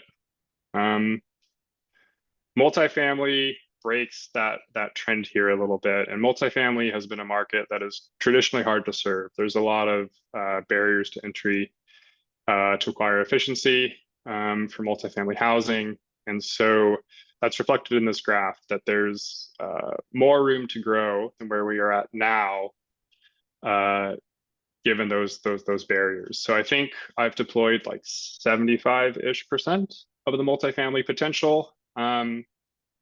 Otherwise, I think this graph, the growth rate would start to be unrealistic. I mean, it's already increasing pretty aggressively over the time period and is loading to some of the backloading of efficiency in the chart. So, but nonetheless, that represents about 70% of the multifamily potential out there.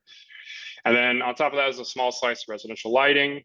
That is also lighting that's going away due to code, but we are again representing that to PGE so that they can appropriately take this efficiency into account for their load forecast. Slide.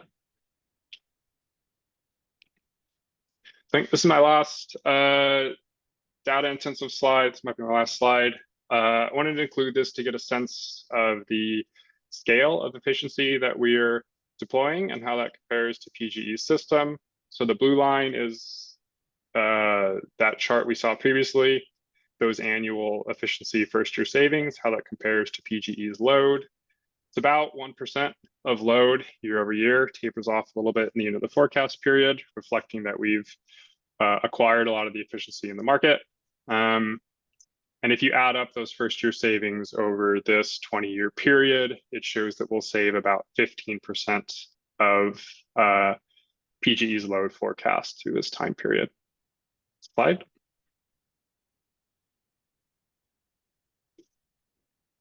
So thank you for your time. Happy to, I think I got like 5 more minutes. Happy to take any questions or review any comments anyone has for the efficiency portion of PGE's IRP modeling.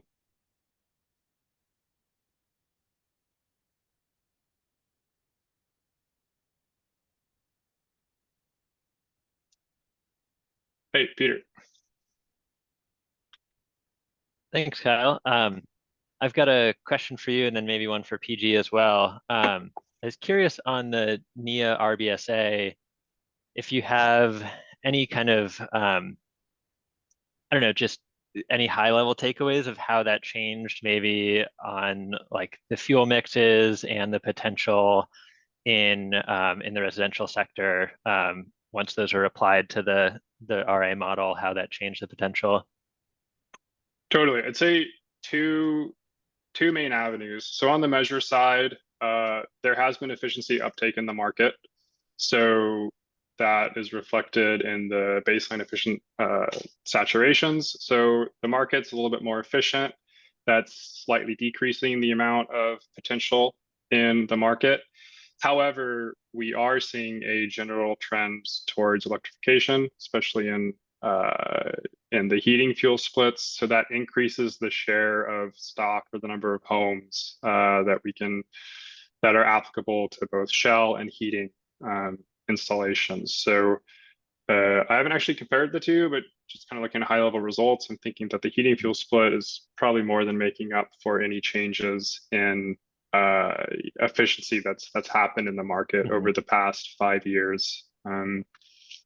See a similar trend in water heating, but it's more pronounced and more impactful on the space heating side.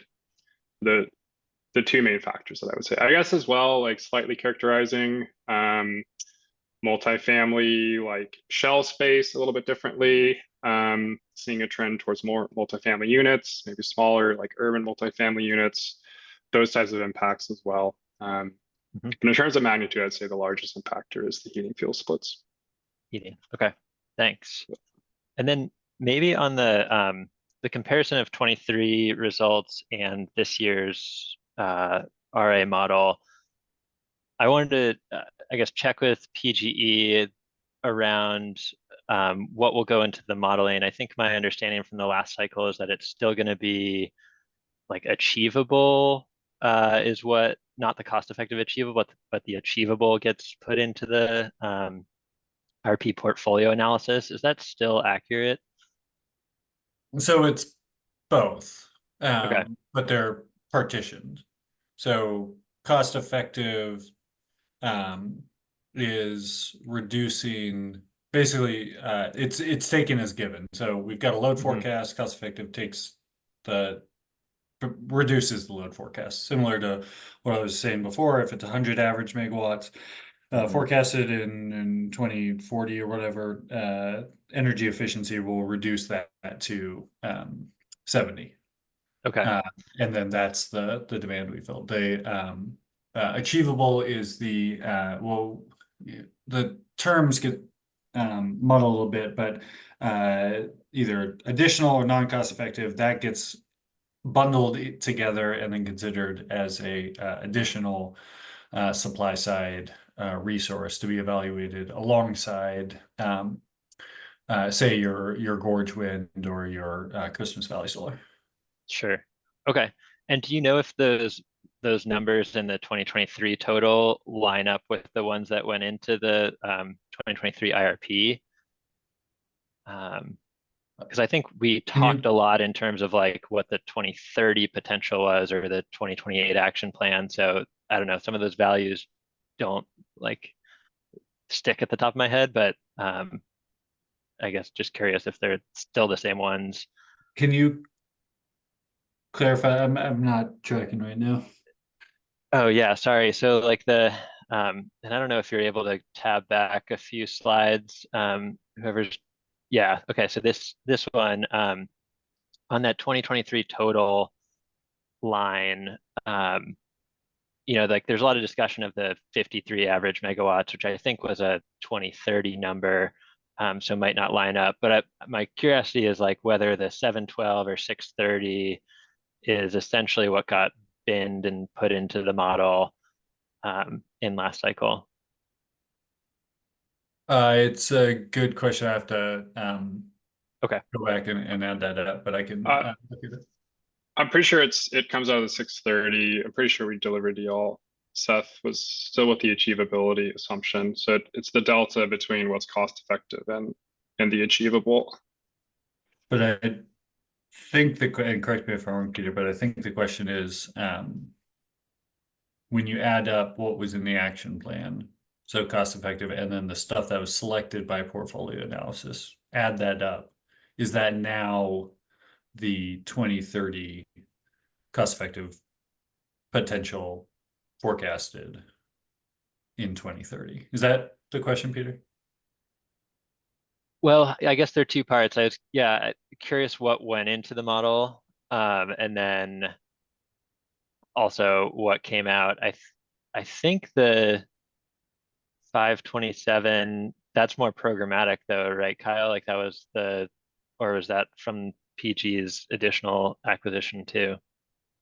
The 527 is when Seth presented the slides that kick off my presentation, he had the two types of potential. There's the given cost-effective achievable that we think we're going to acquire. That's the 527. And then so the non-cost effective analysis would be in addition to that 527. Okay. Yeah, I think I understand. Somewhere between that 839 and 969 is now what will, like the delta between that and the draft savings is what gets competed with the other resource options.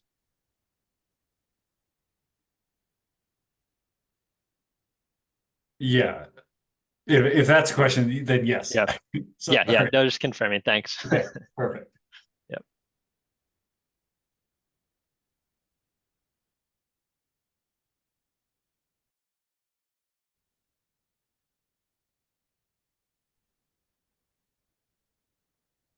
Great. Well, thanks. There's no other questions. Thank everyone for your time, and that's my contact information. If anything else comes up, please feel free to reach out.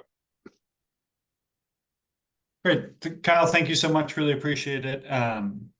The EE forecasts are going to be an important component of this next IRP update, and so really look forward to the final results, and it'll be interesting to see after all the lengthy discussion we had in LCAD how that continues in the IRP update. So really appreciate the time and the presentation. Moving to community benefit indicators, I'm here and then Scott is here. Hello, Scott. Let's just jump in. So first slide, we received direction from 2225, the HB 2021 implementation docket back in, oh boy, 2022, or maybe this came in 2023, I'm not sure. Whenever it happened, we received this direction to look at these three CBI pathways, community benefit indicator pathways. So they're resource, portfolio, and informational. And in the next slide, we followed this direction from this docket to create quantifiable metrics for each. Well, I'll explain that in a second. So resource CBI is a 10% reduction in fixed cost for CBREs. Portfolio CBI is this 1 megawatt addition for or bringing 1 unit of PCBI. And then informational, it was a list of potential ICBIs that could be quantified, though they were not in the last filing. So that's what was incorporated into the last document. And then in the next slide, it just shows the direction that PG received from both staff and the staff report, and then from the LCAD final order, requesting more information. You can read that at your leisure, but basically the point of this slide is to say that to comply with this direction, we've engaged CDEO to help further develop and quantify these CBIs. Step 1 is to discuss their approach today, so that's why Scott's here, and he's going to lead us through presentation for the next couple of slides. So Scott, I'll turn it over to you. Great. Can you hear me okay? Yep. All right. Thanks, Seth. Thanks, everyone. I'm Scott Reeves. I'm a director at CDEO, and the purpose of this presentation is to provide an overview of the study CDEO is conducting for PG regarding these community benefit indicators, or CBIs. We'll be referring to them as. So I'm going to provide some brief background, discuss the scope of the project itself, step through the process of identifying the suite of CBIs that we've conducted to date, and then kind of overview where we're at in this process and what's next. You can go ahead to the next, and you can go one more slide forward. So we've included a brief list of acronyms that we've used through this slide deck. I'm not going to step through these, but folks can refer to them as needed. But first, I just wanted to clarify, what is a community benefit indicator? So I didn't have a slide on this, but I thought it was a good place to start. And so I think about community benefits a bit like non-energy impacts. So ancillary or supplemental outcomes of intervention of investing in an energy resource. So for example, if you weatherize a home, you save energy that ties to bill reduction, but it also might improve your ability to pay for some like low-income customers and avoid disconnections or arrearages. And it can also have impacts on thermal comfort or the ability to maintain temperature and sustain temperature in an outage, or health and safety impacts. So it's this full suite of kind of attributes associated with an energy savings investment. And this has traditionally been considered in the context of like thinking about program evaluation or thinking about cost effectiveness in that context, often for low-income programs. But these CBIs can be monetizable benefits. So like non-energy impacts can be, or they could just be trackable metrics in this case. So used to track progress towards a goal, a desired outcome, for example, increased access to clean energy resources for environmental justice or tribal communities, for example. So throughout, I'm going to use that term CBI. We'll dig into it a little bit more when we kind of step through what we've pulled together and talk about the characterization. Background, if you go to the next two slides, so Seth teed this up pretty well. So for context, the study was linked to an OPUC order requiring PG to incorporate CBIs in their resource planning process. Seth mentioned those 3 different CBIs. Really, if you maybe we just skip ahead to the next slide, so one after that, and so OPUC and staff made a number of recommendations for further in developing CBIs for resource planning applications.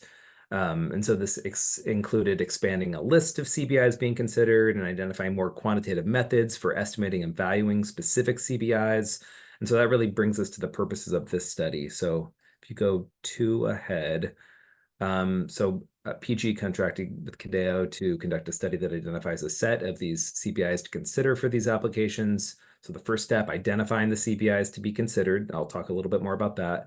Identify methods for quantification and monetization of applicable to CBIs for integration and resource planning. Then specifically review methods for valuing resiliency of resource bundles. So kind of a specific focus on that. And finally, building out a list of trackable CBIs, so informational CBIs, the ICBIs, and analyzing various data sources to understand kind of where these metrics have occurred to date. So effectively baselines.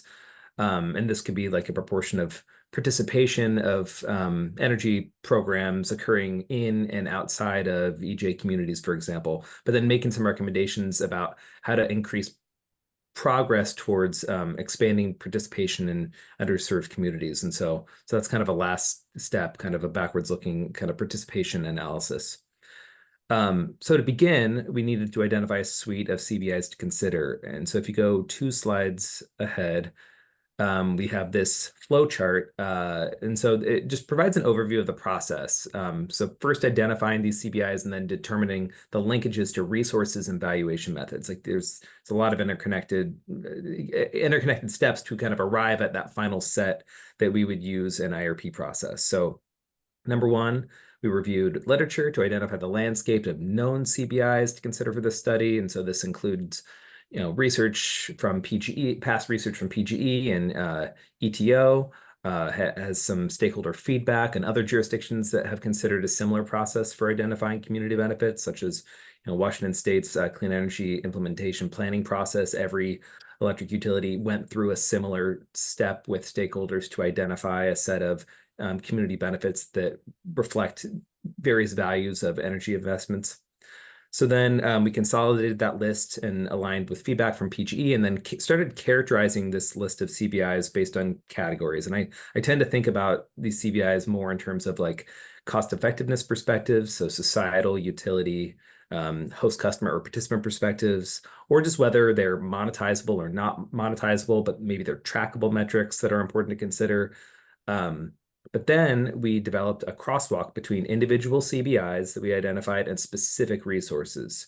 So for example, there's a number of CBIs that are focused on reduced energy burden. That really needs to be associated with some level of bill reduction occurring through that resource. And so energy efficiency, time of use rates, community solar with some proportion of bill savings, all of those lead to an increase in bill reduction that would potentially lead to reduced energy burden. But if you're talking about like a demand response program with a small seasonal incentive, that's not going to have the same effect. So again, a set of resources and CBIs, there's this linkage that we had to kind of do that crosswalk. So finally, we identified a set of CBIs that are monetizable and conducted a literature review to determine methods of valuation and available data to kind of quantify and monetize this subset. And then the last piece is taking that subset that can be monetized and translating those metrics for a given set of resources into a method that's adaptable with IRP levelized costs for a given resource bundle. So again, not to overly complicate things, but we went through it in a sequence to kind of identify this step and create all these linkages to figure out what we're going to use on the back end. If you go to the next slide, so here's the set of literature that we reviewed to identify the list of CBIs. This included the Appendix A of UM 2225, which included feedback from a number of stakeholders earlier in the process. We also looked at, again, past non-energy impact research from PGE, and then National Standard Practice Manual, so like a framework for considering costs and benefits and cost effectiveness for energy programs. So I mentioned other jurisdictions that are also considering this process. And so those are some of the sources that we use to identify which CBIs we identified. If you go to the next slide, so we also had to narrow down a list of resources to align with those CBIs. And so it's a little tricky here because some CBIs are nuanced and related to a subset of resources contained in these bundles for IRP. So for example, weatherization yields an explicit impact on occupant comfort. So that's some subset of the energy efficiency resource bundle. And we have to kind of figure out how do we attribute those energy efficiency bundles that yield those benefits. How do we attribute that specific CBI to a portion of the bundles that are being considered in IRP? So that's part of the translation process I mentioned at the end when we take those methods for individual CBIs and translate them to how we apply them to IRP. And again, many of the CBIs that we're looking at are related to community-based renewable energy, so CBREs, or programmatic, demand side products like energy efficiency or some of the products within demand response.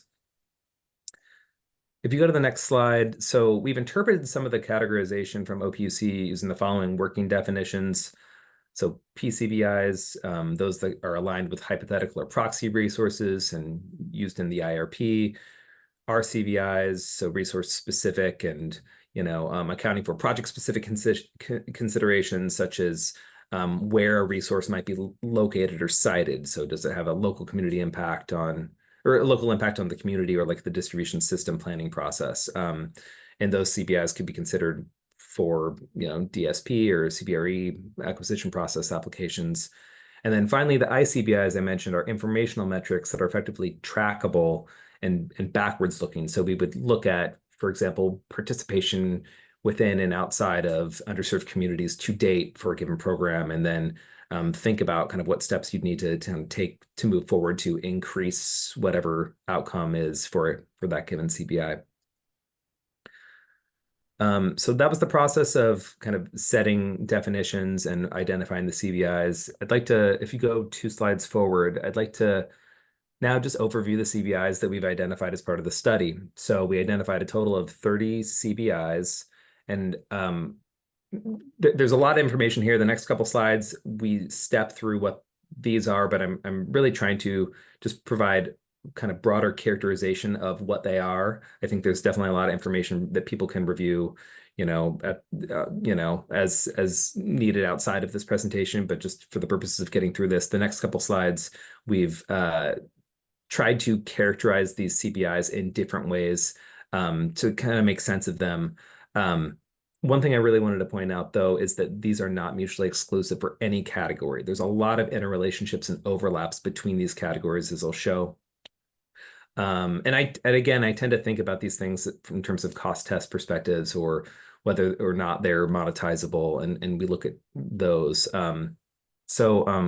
With that, let's go to the next slide. So the first slide shows the full CBI list.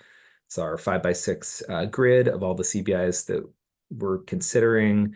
And why don't we just jump to the next slide right now? And so the first cut I wanted to point out is characterizing these by these 5 OPUC categories. So environmental, economic, health and community well-being, energy equity, resilience, and reliability. So again, there's a lot of overlap, and this table only shows a single dimension for simplicity. So there's a number of these CBIs where they will cross-cut different categories. For example, economic well-being, number 4, we have it as an economic impact, but it has direct ties to a number of energy equity CBIs. Same with health and well-being. It's the reduction of emissions. Clearly, it's an environmental impact, but it is a direct input into community and public health outcomes. And so we've characterized it in this way. Let's go to the next slide. So I wanted to show how these CBIs relate based on different cost test perspectives, again, societal, participant, host customer, participant, host customer, and utility grid. So the majority of them are from a broader societal perspective. There's a number that are cross-cutting. So grid resiliency, for example, cross-cuts all 3 perspectives in certain ways. There's a couple others that, might just overlap in 2, but just again, most of these we're considering have a societal impact. If you go to the next slide. So here we've highlighted those CBIs that are monetizable, trackable, or may have metrics that we want to both track as well as value. And so, for example, the first 2, so economic impacts of an investment in community solar, for example, is going to have some potential increase in number of jobs. Those jobs themselves can be monetized and would be part of a full economic impact evaluation, but also we want to look at that metric specifically for job counts as well as just, something that is, again, a trackable CBI associated with any of these resource investments. Like same with disconnections and reconnections. We want to know the number of customers affected by these and how that changes, but also the cost associated with that can be monetized and used in cost effectiveness. And I will talk a little bit more about the subset for the monetized CBIs here that we're considering moving forward with in the valuation process a little bit later in the next steps. So the last characterization slide, if you go one more ahead, there's a series of these CBIs that are kind of companion CBIs or have some sort of interrelationship. For example, economic impact and job creation, I mentioned, are obviously connected. Economic well-being, CBI number 4 is directly, it's a function of increased affordability, reduced burden, improved ability to pay bills, and it's directly connected to 16, 17, 18 that were identified as more energy equity specific metrics. All the resiliency CBIs have some level of interrelationship. So again, this is the set. The next 4 slides provide, if you go one more, a brief description and the associated resource applicability for each. I'm not going to go through each of these next slides in detail, but I wanted to leave this as a reference, and we can step through a couple examples and make a few call outs today. So again, I want to point out it's important to recognize that not every CBI has a pronounced effect for a given resource. Some CBIs have a narrow set of resources associated with a likely outcome. So I mentioned that several CBIs are related to bill reduction, such as economic well-being, number 4 right there. And so resources like energy efficiency or time of use rates or solar that offsets energy bills in some ways has the greatest applicability for achieving some level of bill reduction. If you go to the next slide, for equity, for example, the bottom 3, those CBIs, again, similarly driven by resources that achieve higher bill reduction. Number 13, for example, is a CBI that's increased availability of storage in tribal and non-tribal communities. Obviously, that's directly connected to storage projects occurring within and outside of those communities. The next slide, if you go ahead. So again, a couple of these metrics. So number 20, improved comfort in homes, and then number 24, improved household health and safety. So these are largely achieved through a lot of measures that come bundled with energy efficiency. So specifically weatherization, HVAC, and then holistic work that we think about through some of the federal low-income weatherization programs. So providing funding for remediation of lead and asbestos or other home repairs, electrical repairs, roof repairs, that sort of thing. Some of the other ones on here are more directly affected by public health outcomes associated with reduced local emissions. So things that like, some of the transportation electrification or, replacing backup generators, diesel backups with, batteries that aren't emitting resources would be things that would reduce local emissions. The last one, if you go one more, so many of the resiliency CBIs rely on resources that are either avoid the likelihood of outages, reduce the duration of a given outage, and provide methods for maintaining critical facilities in the event of disruption, like microgrids. So those are the type of resources that we typically see here. And if you, that's pretty much it. I want to maybe just jump 2 slides down to the research steps and status. So here's an overview of where we're at in this process. We've identified a working list of CBIs that we're considering, moving forward with the literature review and identifying methods for evaluating a subset of these. I did want to just pause for a moment and chat and clarify kind of what this means. So that evaluation process, assigning a monetary value or a dollar amount to something, in a similar way that we would take like energy savings units, kWh, and translate those to benefits using rates or avoided costs. There's 3 primary methods of valuation. It's an industry standard practice for that we're considering here. And so the first one is primary research methods conducting within a jurisdiction. So that could be including PGE data from programs or kind of resiliency metrics, or conducting a jurisdiction-specific study, so like economic impact analysis of CBRE solar projects. It could be survey research to quantify and value benefits like comfort or health impacts through techniques like contingent valuation. The second method for valuation is benchmarking research from other jurisdictions. So we've conducted a literature review to identify research that could be adapted for PG's purposes, and that could include primary research from other states, and then also meta evaluations that compile a number of different studies and kind of look across a range of different metrics. There's a lot of good information out there to date, but it's not for all resources. There's less of these studies that have been conducted on some of the newer technologies like batteries. But finally, a third approach for evaluation is identifying a proxy value, such as like an adder or a benefit multiplier, similar to what PGE proposed for our CBIs last year. It's a very common method for considering a broader suite of non-energy impacts in a lot of jurisdictions. However, there's examples where we can get more granular.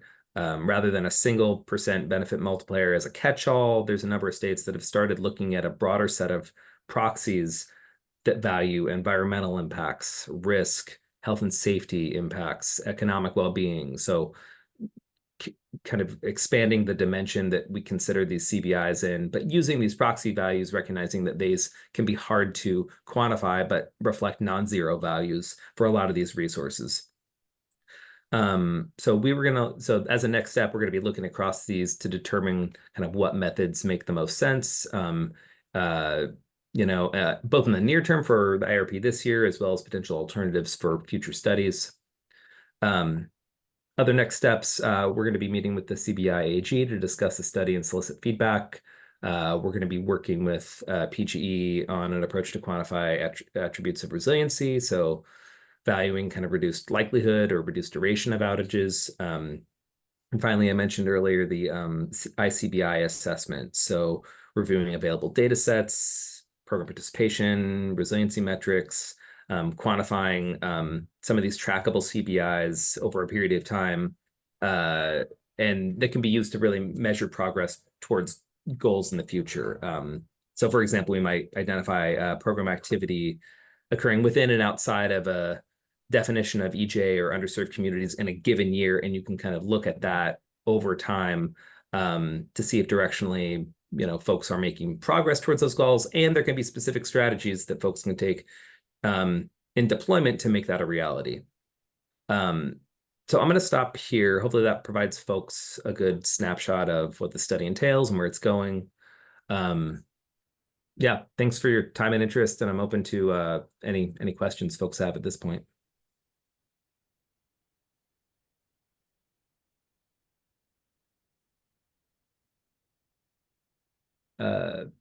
Isaac? Hi, thanks. This is Isaac Courtmead with the Oregon PUC. I just had a couple questions. First off, I'm wondering about some of the CBIs where I guess the data you're gathering seems a little bit more, I guess less quantifiable. I was thinking specifically of number 12 as an example, or maybe number 10 as well. Okay. Oh, sorry, number 11 and number 12. They seem to be a little bit more, there's not like a clear number of, how do we quantify how aware people are of utility programs, and how do we quantify how meaningful the bilateral engagement is? So I'm wondering what kind of data sources or resources you're considering for that. Well, that's a great question. And for those specific ones, those are, again, more so trackable metrics. And so versus something that would be monetized and included in the IRP process. So for those, sorry, just to clarify, you said the one like 10 and 11, the ones that were kind of leading to increased participation. Yeah, really like 10, 11, and 12 are the ones that I'm curious about. Yeah, I mean, that's a great question, I think. So what is meaningful bilateral engagement between utilities and tribals on siting? That's a great question. I mean, so I would want to know what has been done. Have there been meetings? Is there something that can be used? Is there some countable metric that we can use to determine progress towards goals? Maybe that's like literally the outcome of those talks. So you're seeing more energy investment for different resources within tribal communities. Maybe it's the number of meetings that you have. Maybe it's some set of personnel that are dedicated to that. So I guess I don't know exactly what the right metric is for some of these things, but just recognizing these are important to folks who are thinking about progress towards goals, and these will be things that you want to start figuring out what that metric is so you can track progress towards goals. Pardon me a second. Pardon me. Improve participation in clean energy programs, increased awareness. I mean, again, I'd want to really understand the specific strategies that folks are using to measure progress towards goals. And I mentioned that thinking about that ICBI analysis, I'd want to know where the baseline is. Where are we starting with some of those? So what's the proportion of programs participating in PG Smart Thermostat program that are occurring within and outside of tribal communities or underserved communities, and then what proportion is that, and is that on target, or do folks feel like it needs to be improved? And if it needs to be improved, there needs to be a number of just specific steps to improve the targeting or marketing, or having liaisons there to try to help translate kind of what this might mean and increase adoption. So I think there's a number of tangible steps, but part of it's just like kind of knowing what that first value is.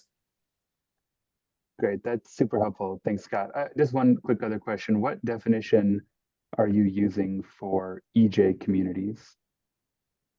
I am not using, so first off, regarding my first response, I am speaking for myself. I would be happy for other folks at PG to jump in and reflect if they feel different than how I'm responding. But in terms of EJ community, this is, I think, a placeholder. I think that is something that we need to, as we move forward and start quantifying these things, we need to be very clear about what the definition is. And that's something that I've been talking to folks about at PGE about. So, there's, we need census blocks that can be defined as, within or outside of the definitions that we use to start really quantifying what we're talking about here. And so I know we're talking about tribal, we're talking about low income, we're talking about EJ communities, we've talking about underserved communities. I think we need to really just identify kind of one or several specific definitions that actually can be used. But you're exactly right. We need that definition. Okay, great. Thank you. Justice 40, is another example that could be used, and that's well defined. But there might be something else that's used more locally that people feel differently about. So I want to just leave that open for discussion. Okay, perfect. Thank you. Sylvia? Hi, Scott. Thank you for the presentation. I have first some thoughts about your presentation on like kind of the substance, what you're trying to do. And then I'm gonna pause for conversation and I'll give you some thoughts I have about process. I heard earlier in your presentation when you were talking about where did you look at, what information did you rely on to like kind of get started here? And one of the things or one of the sources to reference were the Energy Advocates comments in UM 2225, specifically the Appendix A that had kind of this initial brainstorming backed by a number of energy advocates on, you know, a starting place for CVIs. And then my first reaction when I heard that is that that's a good place to look at. And there's a lot more that's happened since from the energy advocates that I encourage you to take a look at and review. And I would specifically point to comments in the docket. And there's so many dockets that I forget right now. I think it was LC80 was PG's last IRP CEP docket. And I encourage you to take a look at some of the energy advocate comments there, because I remember us writing and about CVIs and some, you know, progress we wanted to see even from our own initial position. And so please take a look and see if there's something useful there. And one example that came to mind and to me as I was, you know, hearing some of your next slides was, I think one of your slides, I saw one environmental CVI, and that was greenhouse gas emissions reductions. And and the reason why I suspect that maybe you haven't had a chance to look at some of the comments that follow from us was that that's, you know, something really important and it's compliance with the law. And a lot of our future comments said, wait a second, that can't be the only environmental CVI. While it is really useful and helpful, and we all want to see those emissions, greenhouse gas emissions reductions, it is also compliance with the law. And so in the sense of giving us community benefits, it is important and yet somewhat limited. And so one of the alternatives that we pointed out throughout the process, early in the process, in the docket, and since was, you know, maybe let's look at air quality. I saw that you had in another slide something about local emissions. So I don't know if that gets to the issue that we were trying to raise, and if so, that could be an environment, that could be that alternative CVI that we've been asking for a long time. But I pause there to ask if that's how you're thinking about that local emissions CVI. If that could also be an environmental CVI. Great questions and comments. So number one, if there are additional sources that would be beneficial for us to review, please point me to them or send them to folks at the PG team, and so we can review them. We'd be happy to consider something that we tried to look at the whole universe of these things, and so if we're missing something, we definitely want to know. Yeah, the characterization around those different topics is tricky because I think there's a lot of cross-cutting.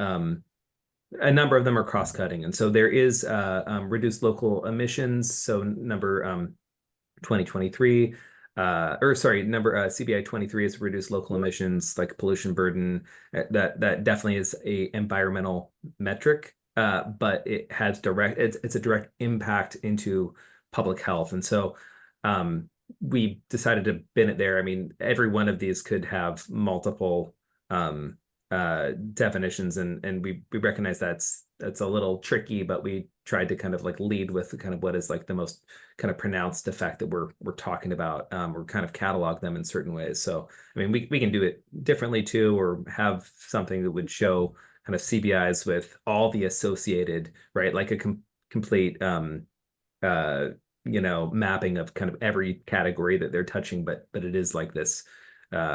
Yeah, there's a lot. None of them are mutually exclusive, I would say, across any of the categories that we were looking at.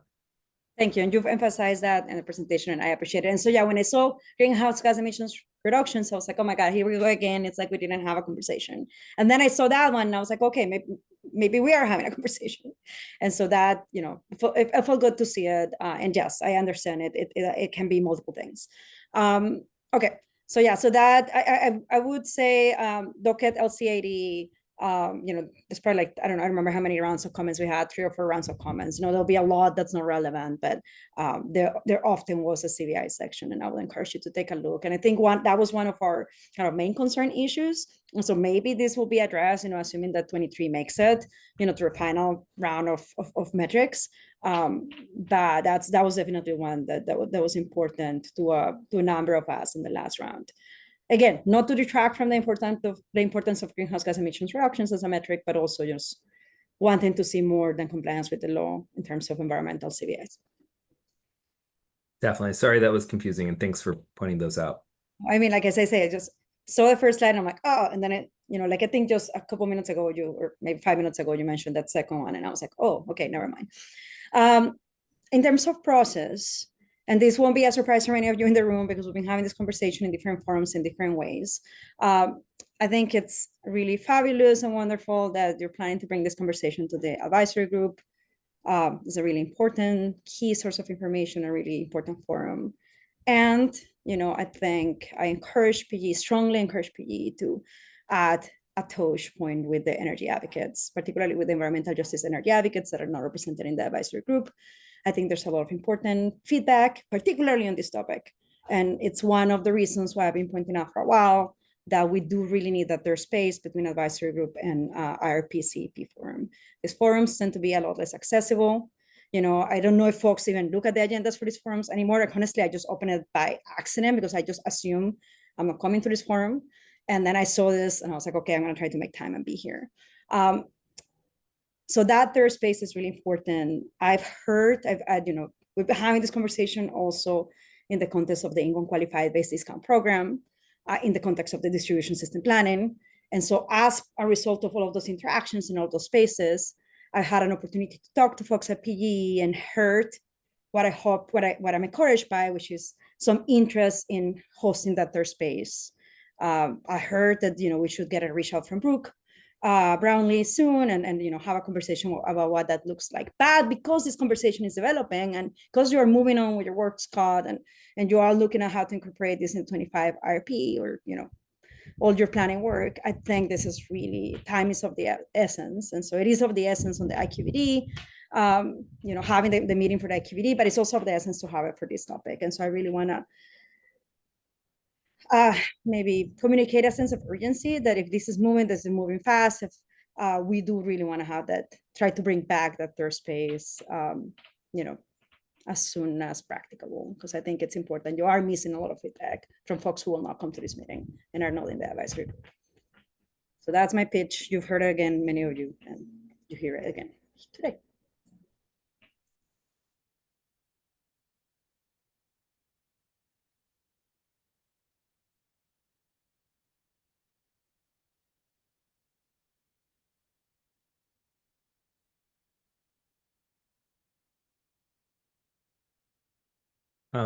Just to address that, thank you for that. I'll talk to PG and see kind of what makes the most sense. Or if anybody from that team wants to respond.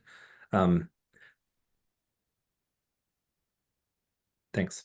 No, appreciate the feedback. Our engagement strategy is an active area of investigation going on right now. And we're rethinking about how we do that. And so more to come for sure on that, and appreciate the feedback. Thank you, Seth. Thank you, Scott. And just again, to the extent that you can time it in a way that allows us to, as a community, give feedback on this type of work, it will be really helpful. Thank you.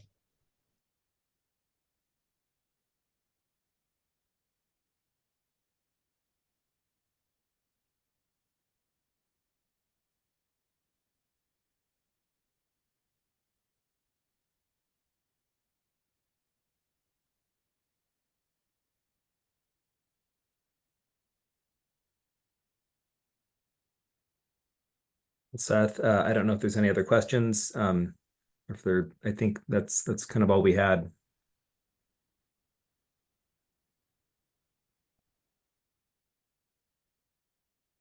Well, thank you everyone for your time and interest. Yeah, thank you, Scott, so much. And thank you everybody for attending.